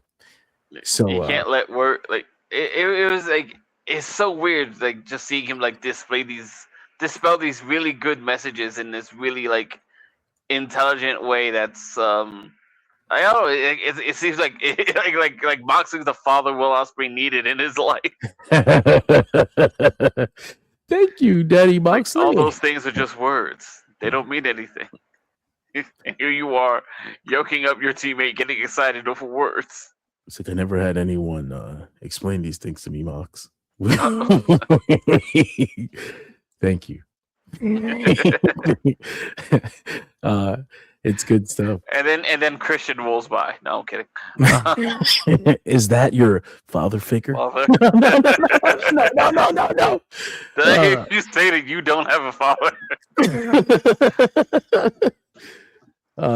They set up Mark Briscoe backstage. Ishii was taken out by Okada and Kyle Fletcher, so he won't be in this match. He won't be in the cage match. He's like, that's not why I take my summer vacations over here. Not to be in cage matches. No, thank you. Unfortunately, though, that would have added a Forbidden Door element to this match that this one just doesn't have. If Ishii was on there, at least there would be a dude from another promotion in this fucking 12-man match. It's really funny to me in this case how like how like we complained about it earlier. It's just like no, Ishii counts. Takeshita, no. Takeshita, you don't count. You signed way too much paperwork. You have 3 contracts. You just stroll around. I like that. You got Moxie. He's one of he's but he did get taken out. So Mark Briscoe says, yeah, I still got Kyle O'Reilly, Orange Cassidy, and Roderick Strong, but I needed 2 more people. So he said, I got the best guy from this side of the Oriental. And I was like, do we still say that, Mark? Are you okay to say that? No. I don't think we can say that. I specifically remember Ming-Na Wen saying Oriental is something you call a rug. Or a fucking cup noodle soup. Not a person. Or an area. But it was funny. Anyway, Takeshita came out and he's so he's not a part of the conglomeration, but he do be conglomerating. That we should make that clear. He do be conglomerating. He has a book bag. He has a backpack. So it's Takeshita, and I thought for certain it was gonna be Speedball Mike Bailey. I was like, Really? yeah, hell yeah. Yeah. He was like, he's got beef with the Jet. And I was like, all right, here we go. And it was Darby. I was like, oh, okay, that's right. Him too. He's got beef with the other guy. He's got beef with the Jet too. I forgot. It's real beefy.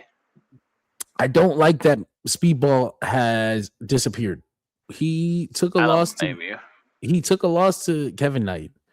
And then he took a random he took a random clean loss to Jake Doyle on Collision last Doyle? week.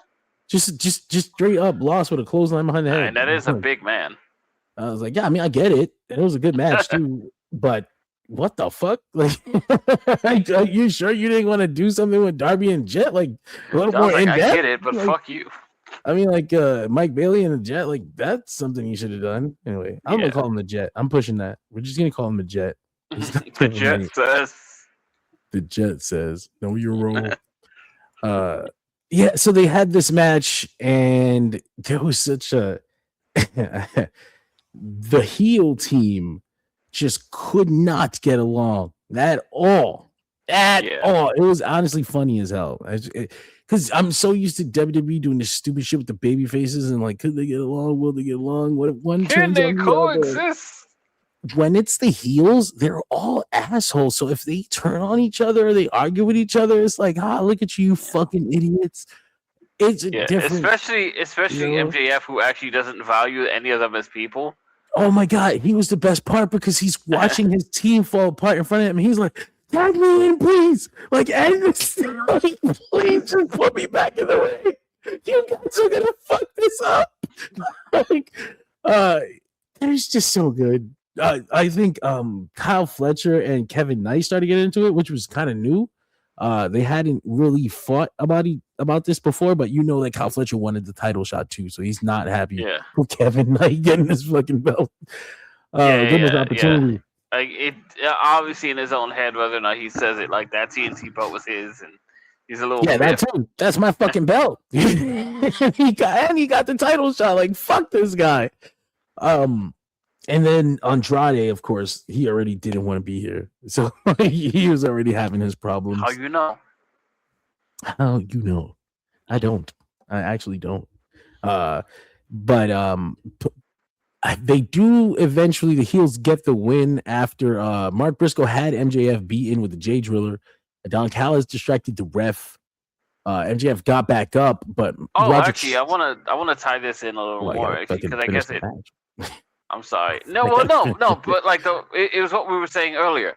Yeah. Where like it also sort of ties into all that bullshit Mark Briscoe was talking about, where like Mark Briscoe actually has friends, and these people get along. Yeah. I mean that's like, yep. That's MJF has people he uses. He's got people he paid. Mark Briscoe's got the heart. He's got bros.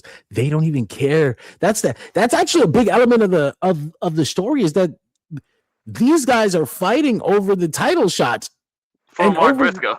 And over like on the heel side, Kevin Knight is going to get the shot, and because of that, Andrade and Fletcher are like, "What the fuck?" And on the other side, the baby faces are like, "Hell yeah, it's all for Mark. That's our fucking boy. We're fucking cool." So it's cool. I didn't even think of that. That's actually interesting. They should put more emphasis on that. Shabani, Excalibur, what are you guys doing out there? What are you fucking doing out there? Too busy calling the Taharas, John. Like, just Tony Schiavone don't know what the fuck a Taharas is. He's like, oh wow.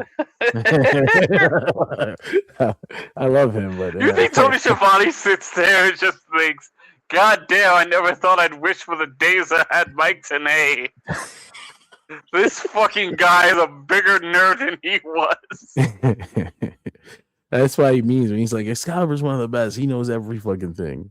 Like, it's kind of backhanded, but I don't have to do any work.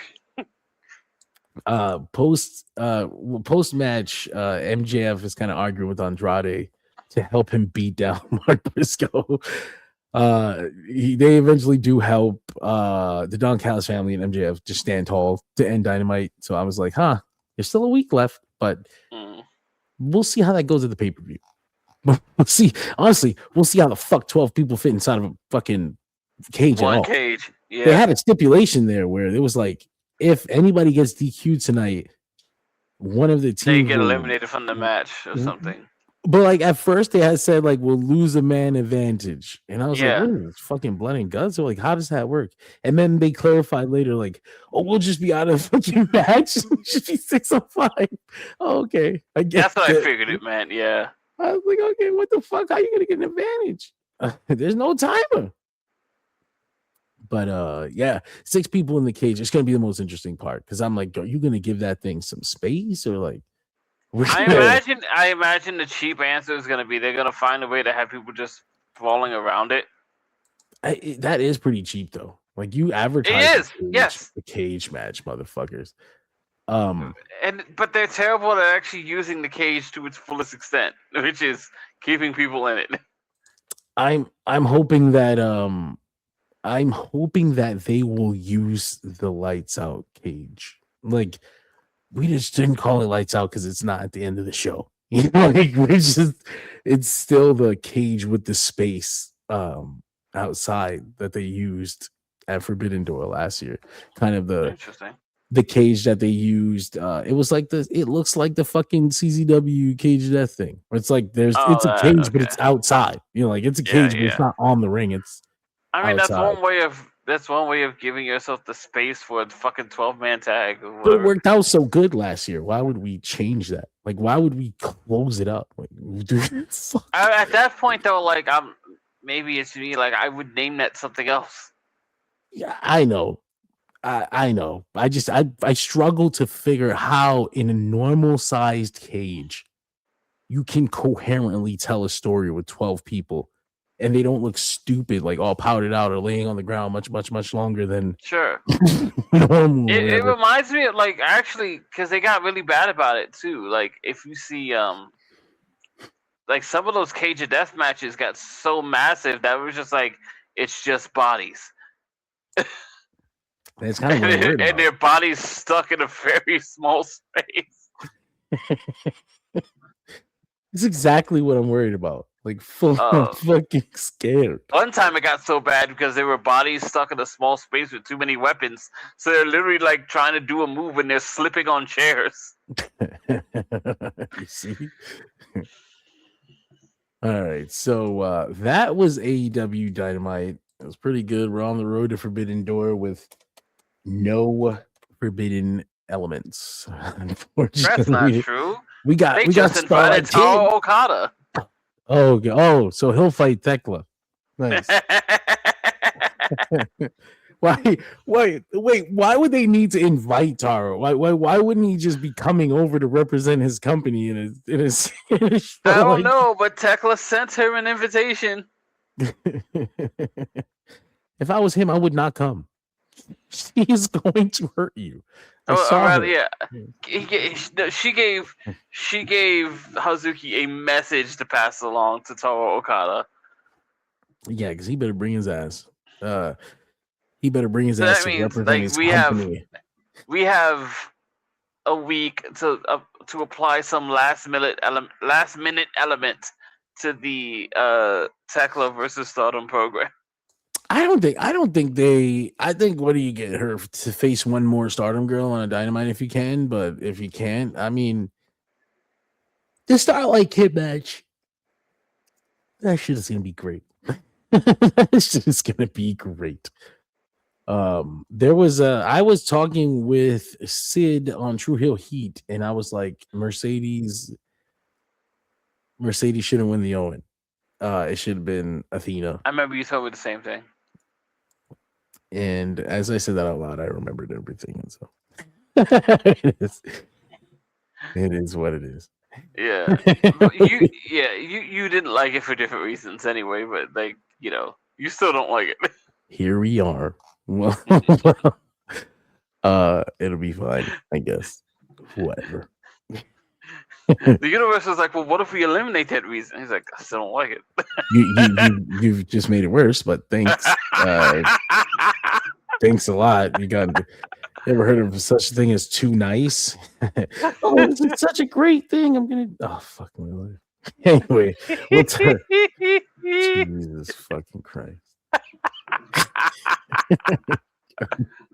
Sean is broken by the event. He knows too much. I am broken. I'm flabbergasted. Honestly. Like, what?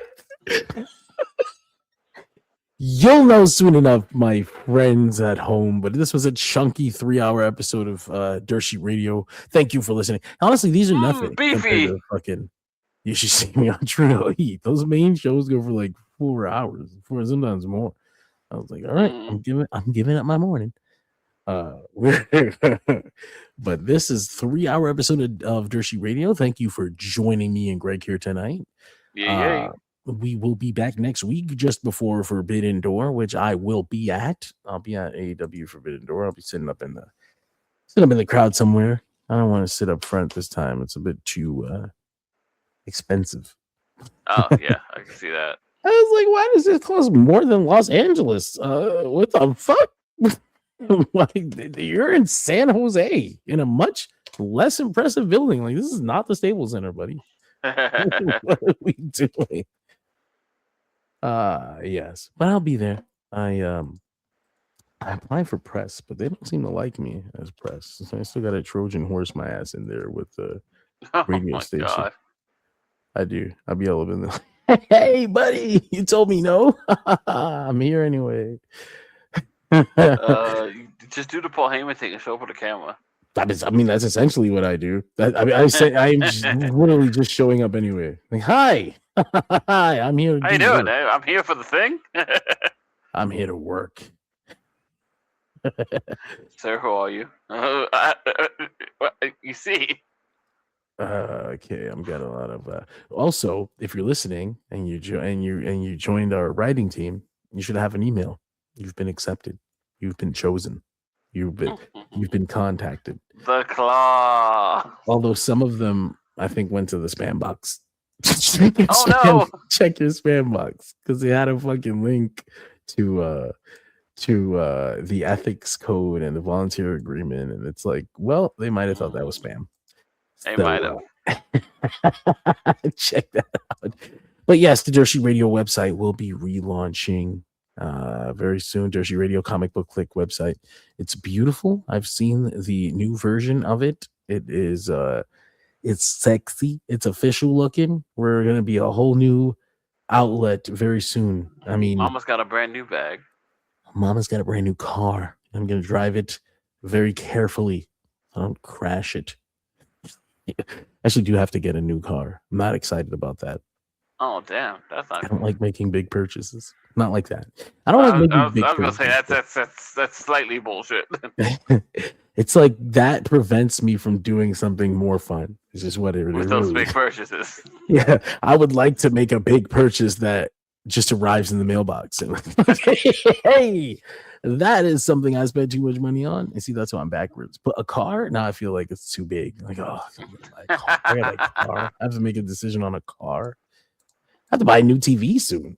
I want to buy the TV. I want to buy a car. I want to buy the TV. Why do you need a new TV? Basically, it's been 5 years, and after the 5th year is when the planned obsolescence starts taking in effect. And so I've noticed that the TV crashes. I hate that planned obsolescence. It is. When I found out that was a thing, I think it blew my mind. As like a teenager, I was like, oh, like what? What? Of course, as an adult, I was like, yeah, no, that tracks with everything else I've learned about capitalism. Why would they sell you a thing if it worked forever? Right? Like, stupid me for thinking you cared. But yeah, no, I'm Sony Bravia is the brand of television that I enjoyed. I can Chromecast to it very easily. It's got great picture quality. I can sideload apps or whatever. Okay. But they have sold their brand to the Chinese television company TCL. And Really? TCL makes budget televisions, right? And that's fine. You go to Walmart, you buy yourself a $500 86-inch television, right? Or whatever, TCL, and it looks nice, and grandma doesn't give a Sure. fuck. Nobody that cares about picture quality cares. So Yeah, you got yeah. your fucking budget TV. Maybe you're not looking for all that. Right? So what happens is Sony Bravia sold their brand and to TCL. So now TCL will sell quote unquote Sony Bravia televisions that Yeah. are just TCL budget TVs with Sony Bravia branding. Right. So this is the last year where you can buy like a real Sony Bravia Interesting. from Sony. So I was like, you know what?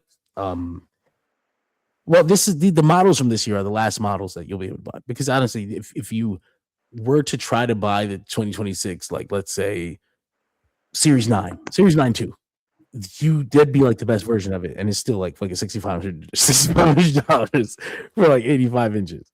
So like obviously if you wait a couple years, probably let's say usually you would used to wait like 2 years and you can buy it for like 2, buy it for 3. Yeah. But now that I say this out loud, I'm wondering if like, is that still gonna happen when people know that the next Bravias are not Bravias? They're just shitty TCLs, and like you're at Walmart and you think you're buying a Bravia for $500, you think you got a deal or whatever. Like, no, I want my Series 9. Sorry, it's actually 10,000 now. Fuck, I should have got when I was 6. Like shit. That has been your free tech segment of the show, ladies and gentlemen. Yeah, there you go. I hope you've been buying your television. I hope you go buy a Sony Bravia now before it's too late. Don't say I didn't teach you something. What alternative do we have to offer them if they can't get a Sony Bravia? You should get an LG at this point. I think an LG is the best way to go. Get yourself an LG. People vouch for Samsung. Samsung is cool. LG. I'm either gonna get this backwards. One of these companies actually manufactures and sells the pieces to the other company. I can't remember. Interesting. I can't remember if it's LG that manufactures and sells to Samsung, or if it's Samsung that manufactures and sells to LG. Because then logically you would think, well, I should buy from the people that manufacture instead of the people that are buying pieces. They probably kept the good shit for themselves. But ultimately, once Sony Bravia is gone, LG or Samsung will be the way to go. Unless you're fucking, unless you don't have it, then you get yourself a TCL. Why the fuck not? It's at Walmart. It's $500. You can't tell the difference anyway. Me, I'm fiending. My eyes are fucked up. I need some clear shit. I want it to look like a portal to another universe. I want to be able to walk into that shit. So I want to watch Doctor Strange and feel like the magic is in the room with me. Like I want to feel like he might show up in my living room if he walks through that fucking thing right now. Which would be the worst thing that could happen in my life. No, get out. Yeah, you fuck shit up. You fuck shit up. God, you just bring chaos with you. But no, thank you everyone. Thank you for joining us. Follow us on Dirt Sheet Radio. Follow us on Facebook. Follow us on Instagram. Follow us on TikTok. Follow us on Twitter. We are everywhere, and we need your support so that we can be bigger than everyone else. Because you like us, right? You don't like them. They're not cool. We are. We're racing them. We're trying to get rid of all the shit outlets by just existing and being bigger than them. So help us get there. We're on the way. You want to ride the train. And if I die tomorrow, you can be like, I remember the original owner. He was so cool before these other guys took over. They fucking suck. Wow. I don't know what's going to happen because I'm going to be dead, but I'm just assuming. Thank you, guys. We'll see you next week. This concludes our broadcast day. Good night, and God bless. The sport of professional wrestling. Thank you.